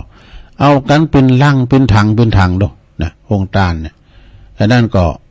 ห้องตาลนี่ห้องตาลไอติมก็นี่เปิดขายก่อนละนะเปิดก่อนละแต่ห้องตาลข้าวน้ำโปจนาอาหาร ถ้าว่าอีปอยแม่เขาก็ดีตังปอบานแม่บ้านก็ดีเอาโฮงตานไปเปิดด้วยนะฟังเปิ้นกะเปิ้นกล่าวอย่างนั้นนะถ้าโฮงตานเข่าโฮงตานน้ำเดี๋ยวไปฟังเปิดเตนเนอร์นะรอตามบุญวิหารเปิ้นแล้วเกินคุณอยู่บุญวิหารแขกผู้มีเกียรติทุกโมนะเด้อก็ท่านนายกก้ารองนายกก้าท่านกำนันผู้ใหญ่บ้านก็นี่แขกผู้มีเกียรติเปิ้นทำบุญเสด็จเปิ้นมากินโฮงตานนะกินข้าวโฮงตานเวลาว่าโฮงตานนี่มันแปลกอย่างนะใช่ไหมก็มันเปิดได้โฮงมันเปิดหมูอ่ะนี่นะตัวเจ้าไม่ใช่เนื้อต้นนะไผ่เปิดฮักน้ำปากเลยดังไปถึงตะบุญเนาะกันไผ่เปิดร้านไหนเปิดฮักน้ำปากเลยดังไปโทรตะบุญนะโอ้ตู้จะไปปากอย่างนั้นไอ้เนาะก็ถ้าว่าเปิ้นอีตั้งอย่างเกียนจีปันป้อนกันแล้วบ่ไอ้นะก็ค่อยเปิดกันโฮตานไอติมกันน้ำดื่มโคกแฟนตาสไปร์นี่เปิดไปเลย น้ำสุ่มน้ำหวานนี่นะแต่ว่าโฮตานข่าวที่ไปฟังเปิดนั่นลงเลิกกันไปกินไปตานที่ไหนไปเปิดโฮตานนี่นะไปเฝ้าเปิดเอาไว้เกินไอ้นะเนาะแล้วล่ะตุลุงขอประกาศข่าวสารงานบุญซะหน่อยก็แฮ่เนาะศรัทธาญาติโยมทั้งหลายข่าวสารงานบุญก่อนป้อมีหลายก่อนนะออกแรงแห่งไข่มาแล้วเนาะเดินยีปิงก็ผ่านไปแล้วตอนนี้ไปก็จะเข้าสู่หน้าหนาวเนอะสะดาเนอะหน้าหนาวเนี่ยเปิ้นก็จะมีงานเข้ากงเข้ากำกานี่การเข้ากำนี่มี2แบบเนอะสะดาเข้าลุกขโมลกรรมคือเข้ากำน้อยกำเข้าลุกขโมลเก่ากำปื้นต้นไม้ก้าเข้ากำป่าเหี่ยวป่าจ้าก้าโสสาทุดงขวัตโสสานกรรมอันนี้เป็นกรรมน้อยถ้าว่าปริวัติกรรมใน10 วัน10 คืนกันเด้อแต่ว่าเข้ากรรมแบบพัฒนาไอ้นะก็3 วัน7 วันเพิ่นก็จะออกละเข้ากรรมป่าจ้าป่าเหี่ยวก็เพิ่นไปสร้างเตาเผาก้าสร้างห้องน้ำก้าสร้างศาลาเก่าห้องก้าไอ้นะที่จริงนี่เข้ากรรมป่าเหี่ยวนี่โมนนะโลกสนะน่ะมันโมนดุจตางกาวอ่ะนะมันเป็นอันเป็นสัจธรรมความจริงที่สิ้นสุดของเฮาเนี่ยนะเป็นที่เฮาได้หมดลมหายใจไปเผาผีจีกระดูกอย่างที่หันโมโอดะนะอยากดีมีจนคุณรวยคุณบ่รวยคุณสวยคุณหล่อคุณขี้ริ้วขี้เลลมหมดลมหายใจเปิ้นไปหันหมดอ่ะนะที่สุสานปัจจาสุสานปัจจานี่มันจะมนเบิ่นปอยก็เหมือนกับเปิ้นตีเข้ากรรมเนี่ยนะศรัทธาญาติโยมที่จริงนี่ตุลุมไปเข้ากรรมที่ป่าเหี่ยวนี่โมนนะดูตางวาหน่อยมีคำกลอนอยู่บทหนึ่งแปลว่าป่าป่าช้าเป็นศาลาหลังสุดท้ายของชายหญิงมีอำนาจชาติยศปรากฏยิ่งนอนตายนิ่งให้เขาเผาเท่าเทียมกันนี่เมื่อไม่ตายต่างมุ่งหมายกายของข้าเพราะตัณหาพาความคิดให้ผิดผันในที่สุดหยุดแค่ตายเหมือนกันอย่าหุนหันดันดื้อถือดีนี่นะเป็นคำกลอนเป็นสอนไว้ที่จริงนี่เขาเกิดมาแล้วเนี่ยศรัทธาญาติโยมเกิดตอนใดก็ต้องตายตอนเขาเกิดมาสั่งบารมีบางคนมีเข่ามีของมีเงินมีทองร่ำรวยมหาศาลแปลงหอแปลงเงินเสียงเป็นล้านลองทำมดลุ่มหายใจเฮินแปลงที่เสียงเป็นล้านนะเขายิ้มเขานอนนะหามนอนลุงกะลางบ่ ในที่สุดนี่ก็ไปส่งถึงสุสานป่าจ้าลูกก่อมไปโดยเฮาเมก่อมไปโดยเฮาไปอยู่ที่ป่าจ้าให้เปิ้นเผาผีจีกระดูกอยู่ขณะนี้ศรัทธาญาติโยมทั้งหลายสมบัติพระสถานก็ถึงเอาโดยไปบ่ได้แน่อันสมบัติพระสถานทั้งบ้านช่องอีกเงินทองไร่นามหาศาลเป็นสมบัติติดตัวได้โชว์การจำต้องผ่านจากกันเมื่อวันตายนี่จากกันไปเมื่อวันตายส่วนความดีมีจะสัตว์สมบัติแท้ถึงตัวแก่กายดับไม่ลับหายได้สถิตติดแน่นแทนร่างกายชนทั้งหลายเขาสรรเสริญเจริญพร มันมีความดีกับความบาดีเนี่ยติดซอยหอยตามเข้าไปเปิ้นว่าอย่างก็น่ะที่ว่าอันปริศนาธรรมน่ะ4 คนนั่นแค่1 คนนำไปนะลืมไปแล้ว 4 คูณหาม 3 คูณแหก็ได้4 คูณหาม 3 คูณแห1คนน่ะแค่2 คูณปาไป2 คูณปาไปก็บาปกับบุญน่ะนะสะดาเนาะเป็นบาปกับบุญน่ะเนาะ ที่จะติดตามเฮาไปโดยนะอันเนี้ยเขากำอันนี้เขากำปลาแฮวนะลงเด้อนะเอามากินข้าวปลาแฮวก็ดูว่ากินล่ำเหมือนกับไผมาลูกิน อันใดก็ดีดูล่ำบนนั้นซะท่าเนาะเนี่ยเขากำเปิ้นก็จะทำพิธีในการถอนเปิ้นว่าสร้างเมรุนี่เนาะเปิ้นก็จะไปตุเจ้า8 ตุนก่อนเด้อ4 ตุนนี่มันแพ้นะพอเปิ้นตายมาขี้จินขี้จานแล้วเปิ้นก็จะไปสวดถอนนี่สวดถอนเตาเผาเก่ากาเปิ้นจะแปลงเมรุกานี่โสถอนแล้วสุนาตุเมพันเตเรียบร้อยแล้วเอาถ้าเขาปู่จานเขาปู่น้อยปู่นั้นก็ยืนมวยยืนค้อนให้แล้วนี่เอาตุจัดการลงมือก่อนเลยเนี่ยก็เอาค้อนใส่เขาบ้าเอาปลอดภัยแล้วสถานยาโยมเอาเสือกันหลุมใครจะปวดโตเอานารถแม่โคง้างแล้วนี่ปวดโตหามาคืดพอว่าที่คืดติจานี่เอาตุเอาเจ้าเข้าไปเนี่ยเนาะที่คืดติจาเนี่ยเวลากันเกิดว่าผีมันเอาเลยเงี้ยนะปวดตุเจ้าเนี่ยจำเลยที่หนึ่งจะเอาหัวเนาะเขากำน้อยก็คือกำมันลุกขมูลโสสานกรรมไม่เนาะกรรมพัฒนานะแต่เปิ้นเขากำตัวไหนก็ไปซ่าเขากำแล้วลงเด้อเฮาไปทำบุญที่วัด10 ตือบัดเต่าพันน้อยขโยมมาบิณฑบาตรู้เฮาตัวเดียวนะเฮาใส่บาตรหัน10 ตัวย้ำเต่าไปซ่าเขากำปะเหี่ยวในลงเด้อนะไปซ่าเขากำกันแล้วก็ได้สั่งคือสั่งหางแปลงด้วยเนาะเอาละเอาให้ดีกันเนาะก็จะประกาศข่าวสารกันบุญกันนะในวันที่11เนี่ยเตตุลุงเปิดแผ่นสปอร์ตไปนะงานบุญประจำปีประเพณีนะสวดอิติปิโส108 จบแล้วก็งานทรงน้ำพระเจ้าตันใจงานตาลห้องน้ำ10 ห้องตัวที่วัดปากตั้งเจริญเนี่ยประสงค์จำนวนเป็น300 ปุ่นนะแต่วันชงเจ้านี่จะมีการทำบุญตักบาตรตอนเจ้าสืบชะตาตอน9 โมงนี่พระสงฆ์เศร้าเก่าลูปเด้อสถานเนาะนะพระจะไปตานไปทำบุญตานห้องน้ำก็ไปวันนั้นเนาะไปออกนางานบุญเด้อปัจจัยนะตัวลุงเขาก็จะกล่าวเคืองวิหารนะไปทำบุญกันพระจะไปทำบุญตานห้องน้ำกันนี่ก็เจิญกันได้แล้วก็ตอนเจ้าชันเพลแล้วก็พระจะไปแอวที่ไหนตั้งใดก็ไปให้ก่อนก็ได้หรือว่าไปก็มันก็อยู่หันก็ได้มาดูมวลวันคำมาลงนะแล้วก็ตอนแรงมาก็จะเริ่มทำพิธีแล้วสวดอิติปิโส108 จบนะแล้วก็ตั้งครูบาเจ้าอินทร์เนี่ยเพิ่นกำลังอยู่ในระหว่างการติดต่อไปนิมนต์เนาะเพิ่นอาจจะมาได้มาแสดงธรรมไหมนะมาเตดน้ำเตดธรรมเมื่อคำยามคืนหนาวตอนนี้เพิ่นได้ปล่อยวาวไฟนี่นะ108 แก่นกันแล้วลงดูเอาไปจี้ปล่อยน้ำปูจ้าเด้อไปจี้ปล่อยเคาะปล่อยน้ำไปปล่อยไปปูจ้าปลาเกเกี่ยวจุฬามณีบุญสงสวรรค์เนี่ยเป็นว่านะไปปูจุ่มปูจ้ากันได้เน้อปูจ้าไฟกานี่ศรัทธาไปพอตุเจ้าพันนายเนี่ยตุเจ้าที่เป็นมาเนี่ยเพิ่นจะเอารถไปต่างจากวัดมอนฤาษีมานั่งแวะถาดสวดอิติปิโส108 จบโดยการนำของท่านพระครู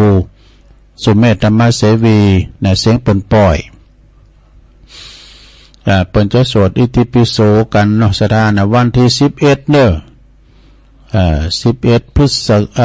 11 ธันวาเนี่ยนะสถานญาติโยมแล้วก็ต่อจากหันเนาะก็เมื่อเจ้าที่เป็นไปนอนที่วัดปากตั้งเจริญก็มีรายการอยู่พี่น้องเมืองเป่าเมืองฟังเวงเป่ากันดินะนอนที่วัดปากตั้งเจริญเมื่อเจ้ามาเขาก็สันกินข้าวตุ่มกันแล้วเขาก็จะอพยพเคลื่อนย้ายไปปุ้นวัดม่อนฤาษีจะไปสาเขากรรมเจ้าแลของวันที่12นะปริวาสกรรม12 ถึง 22เด้อ ที่วัดมอญฤาษีเนี่ยโอ้ตุเจ้าพันนายก่อนนักเด้อก็เปิ้นเป็นเจ้าภาพกันก็หลายเป็นเจ้าภาพกันก็หนักนะแต่ที่ว่าจะไปหอมบุญนะก็เล่าแล้วแต่เจตนาศรัทธาของญาติของโยมทั้งหลายที่ไปโฮมกินโฮมทานมันจะมีหลายวันเนาะศรัทธาได้ไปก็พอทั้งภาพทั้งเสียงคือทางทีมงานของวัดไฟหินนี่เพิ่นจะไปถ่ายทอดนะให้ศรัทธาได้ฟังกันตั้งบ้านตั้งจอง10 วัน 10 คืนกันเน้อศรัทธาตุเจ้าพนายที่ประมาณในปุตโตทุกภาคตกเหนือออกใต้ภาคเหนือภาคกลางอีสานใต้นี่ตุเจ้าไทยเนี่ยโตดำคือลือกลานนะลุงเด้อบางตุนบางองค์ในปิ้นเจ้าคณะผู้ปกครองนะเป็นซุมมาดอกเปิ้นเปิดเผยไปนะบางตุนนี่ปิ้นนักเทศนะบางตุนนี่ปิ้นพระครูบางตุนนี่ปิ้นปริญธรรมเก่าประโยคก็แม่นะซะถ้าเป็นซุมมากันเนาะเปิ้นมาประพฤติปฏิบัติ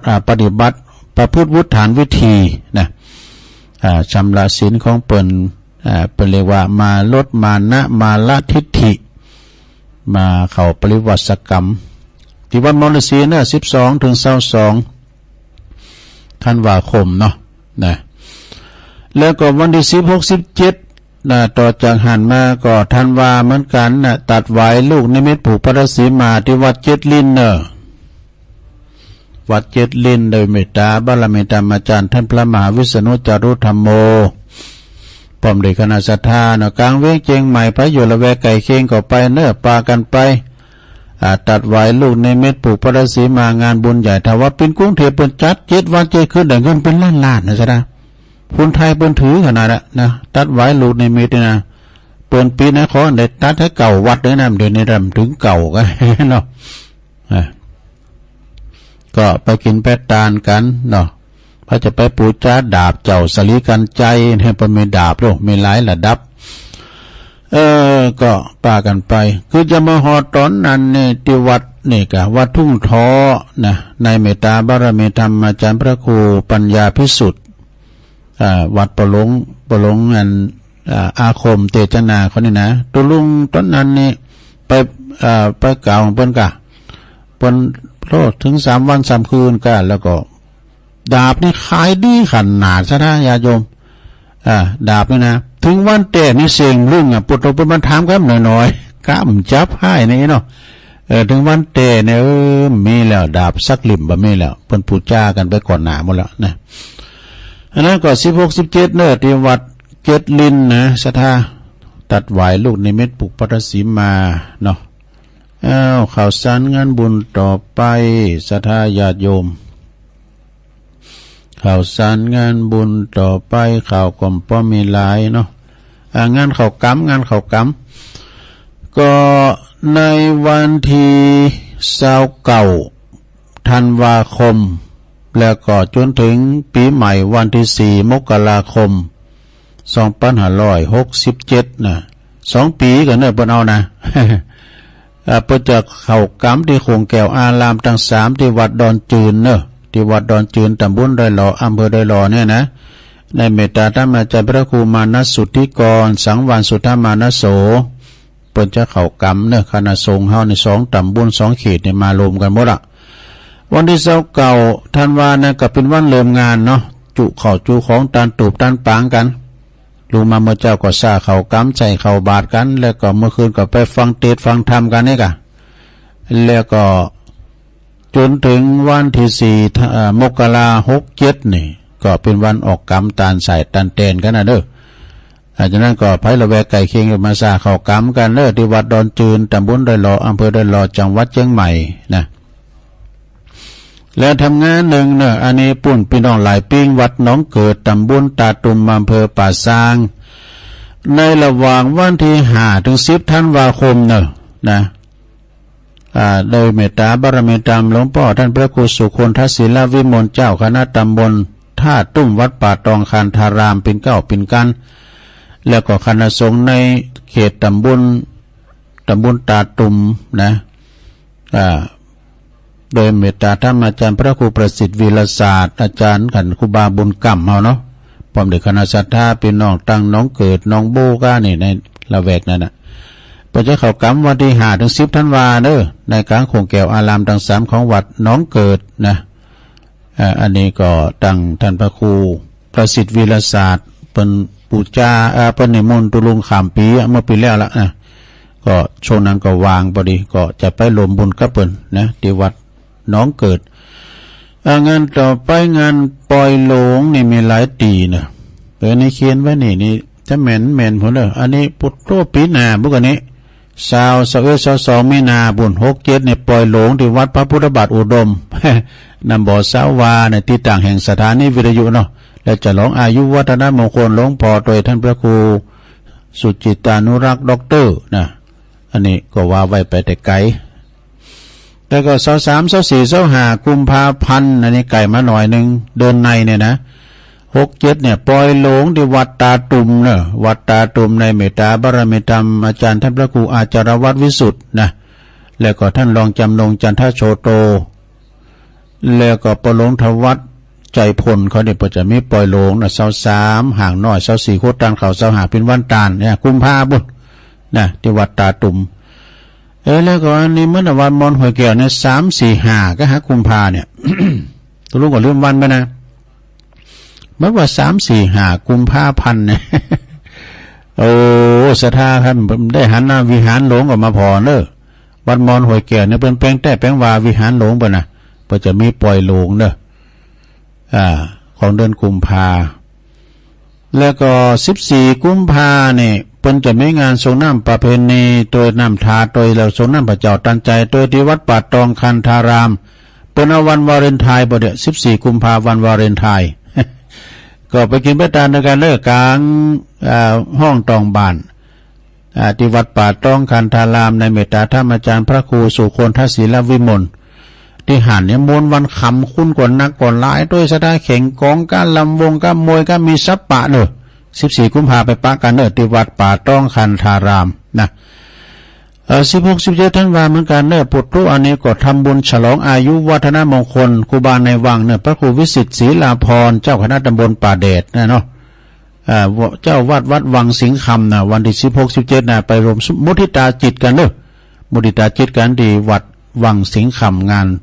ทำบุญวันเกิดแฮปปี้เบิร์ธเดย์ มีงานสุดท้ายสนายโยมก็ขอเชิญรวมทำบุญงานออกเมนพระราชทานเพลิงศพในเมตตาบารมีธรรมพระเดชพระคุณพระครูพิพิธปุญญาภิรัตน์เนอะหลวงปู่ครูบาเจ้าอินตากตะปุญโญเนอะที่ปรึกษาเจ้าคณะตำบลน้ำแพร่แล้วก็อดีตเจ้าที่ปรึกษาเจ้าคณะตำบลน้ำแพร่อดีตเจ้าอาวาสวัดศาลาตำบลน้ำแพร่อำเภอหางดงจังหวัดเชียงใหม่ในระหว่างวันที่20 ถึง 24เดือนธันวาคมเนี่ยวันที่20เป็นวันเปิดศพละนะก็เขาจะได้อังการลาตนาสรีระลางอะไรดวงวิญญาณของครูบาเจ้าคืนนอนพระศาสตร์เม่นใหม่นกหัสดีลิงนะแล้วก็คืนแรกนั้นก็ได้รับเมตตาจากอาจารย์พระครูอภิวัฒนวิกรมเจ้าวัดปากตั้งเจริญนะฮะผู้อำนวยการสถานีคืนสีขาวเขาจะได้ไปแสดงธรรมคืนวันที่20เนี่ยคืนแรกเนาะตอนนั้นคืนที่21 22 23ก็มีกูคืน24เป็นวันพระราชทานเพลิงศพนะแต่กลางวันนะตอนเจ้ากระมงก็มีพระสงฆ์จำนวน40รูปก้า50รูปก้านี่ลมครูบาอาจารย์ถึงหมด100ผายซะนะแต่เปิดมาเป็นวันน่ะวันที่24นะเป็นวันพระราชทานเพลิงศพเด้อก็ไปรวมทำบุญกันเนอะปล่อยล่อเนอะสถาเนอะไปทำบุญทำกุศลกันที่วัดศาลาตำบลน้ำแพร่อำเภอหางดงแล้วก็ในเมตตาธรรมหลวงพ่อพระครูโชติสุวรรณสอนครูบาเจ้าดวงคำเด้อนี่เป็นลูกศิษย์กตัญญูแล้วก็ประธานในการจัดงานพระราชทานเพลิงศพในครั้งนี้ด้วยนะไปกินไปทานกันเนาะสถาเนาะเอาละข่าวสารงานบุญจัดโต๊ะหลุนไปพองก่อสุมาเนาะครูบาอาจารย์นะโตคติธรรมของหลวงพ่อไม่ได้ว่าซะครับเป็นยังเนาะก็เดียวจะตักต่างลายกันนะแวบเดินในศรัทธาก็ แม่น้องเปิ้นก็ตักมาตั้งลายเด้อแล้วก็แม่ยมนนนิชาวชาติก็ฟังอยู่นะแม่หลวงสายฝนจันกุลนะพี่น้องหลายพี่น้องผ่าขาวตักมาตั้งลายฟังอยู่เจ้าแม่ครูทองคำที่วงคำจากเสาหินสีโบบานแม่ครูเกษณีตัวเนอนะชัยเทพแล้วก็มีแม่ชีกันทนีสายยะจากเว้งป่าเป่าแม่หลวงสุมาลังกาพินจากสี่แยกป่าหาเนอตำบลเมืองจีฟังอยู่เนอเจ้าปหลวงสุเมธแก่เก่า ฟังอยู่เนออินตะแก้วฟังอยู่นะแล้วก็มีบรรจงกันทวงในปีไอใต้โหจากน้ำดิบเหนือแล้วก็มียงยุทธมณีวันเนี่ยก็ฟังอยู่นะจากลำปางปุ่นเด้อฟังจากลำปางผ่องสีแก้วฟั่นฟังจากสันกำแพงยายปั่นด้วยเนอฟังอยู่เนอเจ้าคุณแม่สิรินทิพย์บุญเลิศฟังอยู่เจ้าโยมกันหาสีเพชรอันนี้ฟังอยู่กำลังใจเจ้าโยมยุพินหอมมาลาเป็นหน่อยจากแม่ยกนะสารกลางฟังอยู่เจ้านะลุงเลินพรหมมาแบนสลาตอกสินเนอฟังตุลุงอยู่นะแล้วก็โยมจากโบกก้างสันกำแพงฟังอยู่เจ้าแล้วก็พระครูสุจินธรรมานุวัฒน์ตุปีพิชาเนอจากวัดป่าตานเนอวัดป่าตานอาจารย์นิพนธ์นะจากวัดพระธาตุดอยสะเก็ดก็ไหวสานะครับเนออาจารย์นิพนธ์ก็ฟังอยู่นะแม่นีก็ฟังอยู่บุญส่งจากลำปางและแม่สมผัดเนอแม่ย่อยสันทรายบ้านสวนดอยหล่อตุ้ยอันนี้จากปีนั้นผลจบปอดีต่อไปก็เปลี่ยนบรรยากาศตอนนี้ไหนก็จะเปิดสายสถาได้โทรกันเข้ามาเนาะเหลือเวลานิดหน่อยคนละหน่อยเนาะเวลาเหลือหน่อย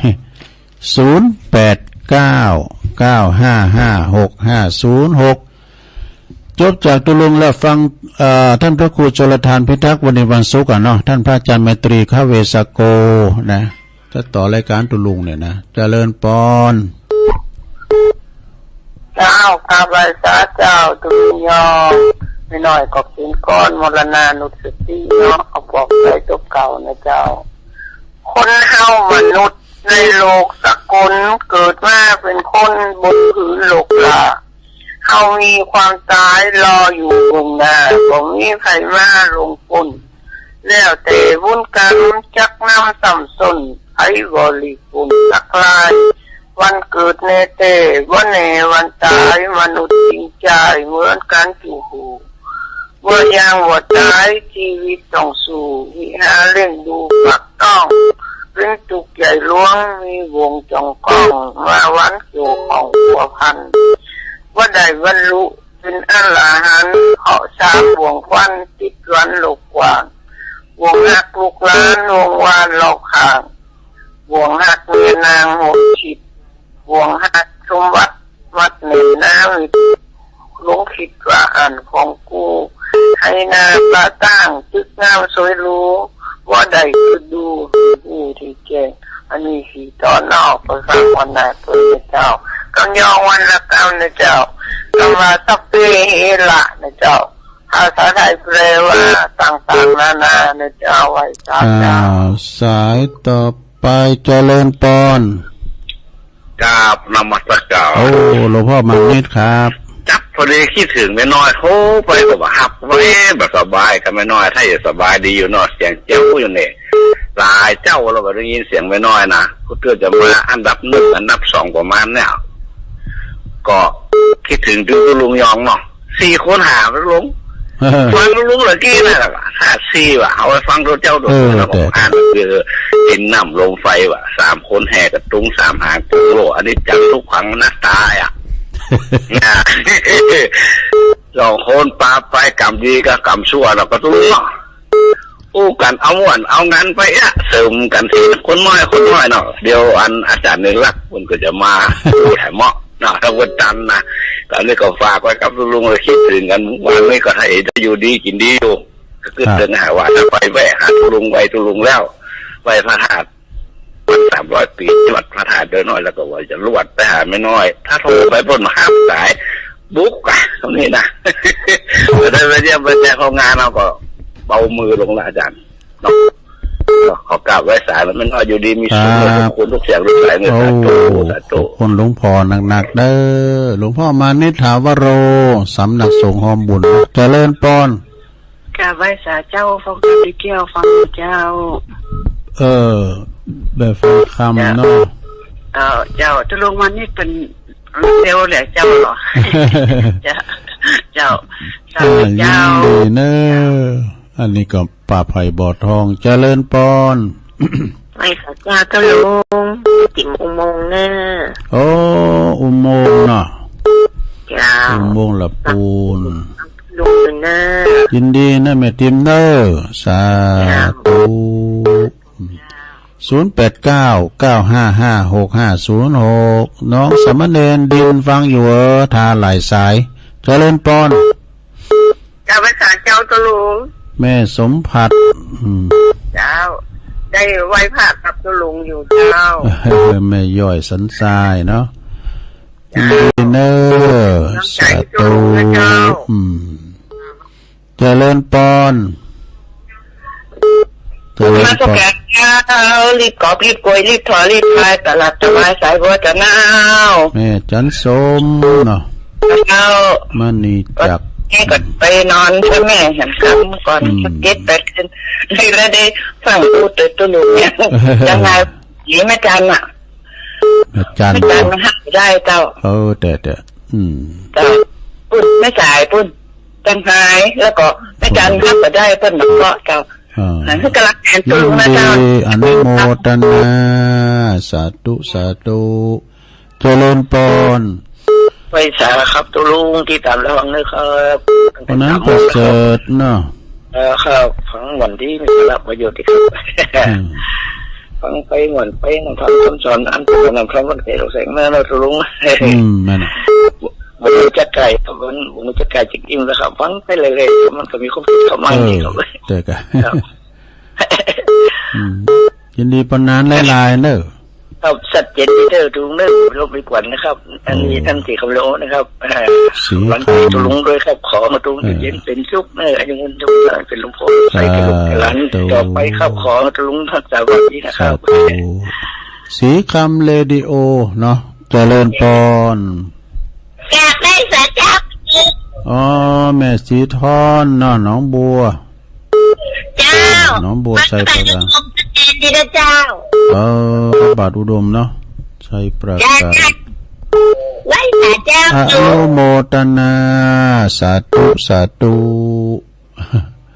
เจริญพรติดแล้วฮัลโหลติดแล้วอ้าวคว้าเกลียถุงห่อเข่าก็เจริญพรเอามาขอหน่อยเจ้ารายงานตัวแม่หยังแม่น้อยกะแม่น้อยกัดนะแม่น้อยท่าโทกเนาะท่าโทกลำปางกำลังมาสายเดียวลำปางนะบุญยาวาดเนาะเราเป็นกำลังใจเด้อโอ้ขอบคุณแม่น้อยเด้อสาธุนะลำปางมาละสายเจริญปอน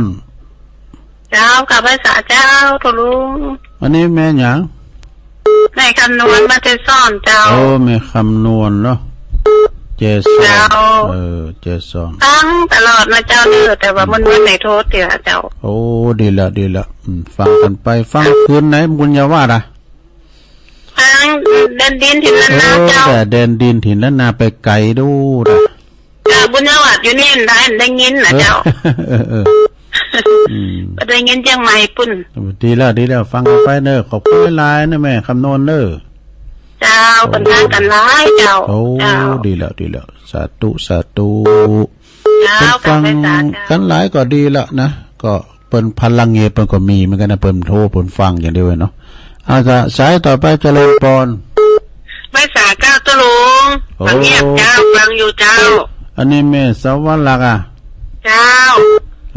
นี่ใส่ปากกาไม่สาเจ้าตุลุงยินดีหลายเนอะใส่ปากกามา2สายละโอ้แต่ปิดท้ายเนี่ยก็ปอบุญตันเจริญปอน ไอ้สาธุลุง ป่าไล่เนาะ ลุงเด้อ สามยอด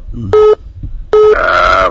ชัดเจนนี่นะปอเนาะ ใจแล้วท่านเด้อ โอ้ยินดีนะปอนสาธุสาธุ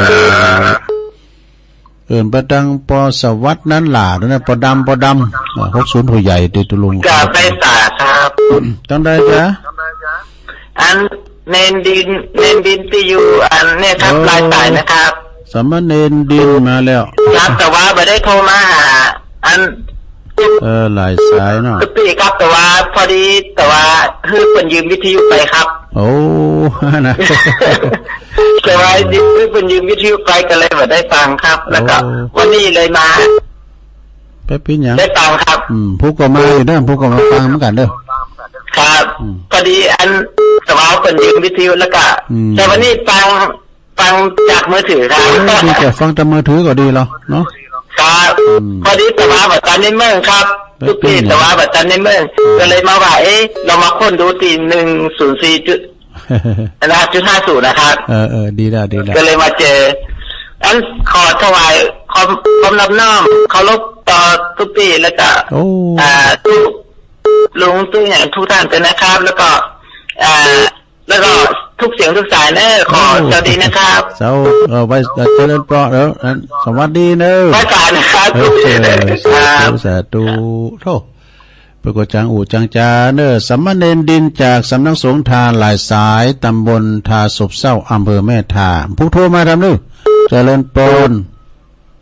ไม่ทราบเจ้าตะลุงฟังอยู่เนอะน้อยวันไหนนะน้อยเจ้าแม่น้อยอุดูดี เจ้าฟังกันแต่เจ้าตะลุงกระเด็นนี้ชัดเจนเลยนะขอบคุณนะแม่น้อยเนอะเจ้าเจ้าลำปางเอาน้ำสายสุดท้ายแต่อันนี้นะเจริญปนไม่ค่ะเจ้าคุณลุงเจ้าแม่ยังไม่สิพานแม่จูชัดเจนนี่เนาะแม่เนาะแม่จูสาธุตั้งนานแล้วคิดถึงจังเลยเจริญปนขอหยุดยืนในการหับสายก่อนมียายน้อยกาดนัดหลวงพ่อมานิถาวโรแล้วก็แม่ฟองคำทิพย์แก้วแม่ติ๋มจากอุโมงค์แม่สมผัดแม่ย่อยสันทรายแม่จันสมมณีจักเนอแม่อายพูนะวันนั้นประเสริฐจากเมืองนานแม่สีทองหนองบัวชัยประการแม่น้อยท่าโทกจากลำปางแม่คำนวณแจ้ซ้อนแม่สวรรลักษ์จากแม่ทลบชัยประการป่าป้อบุญตันป่าไร่จริสัมยอดเนอสมณเณรดินเนอจากสำนักสงฆ์ทานหลายสายตำบลทาศพเศร้าอำเภอแม่ทาแม่น้อยอุดดีไรนาน้อยนะจากลำปางนะแม่สีพันธ์แม่โจ้ได้อยู่15สายด้วยกันก็ขออนุโมทนากุเสงกุสายเนอวันพุธก็ฟังกันทั้งใหม่วันนี้ตุลุงนำรายการจากลาสธาไปก่อนเนออยู่ดีมีสุขเหมือนกันจุคนจุตาเนอจัตตาโลธรรมาวัฏันติอายุวันโนสุขังปะลัง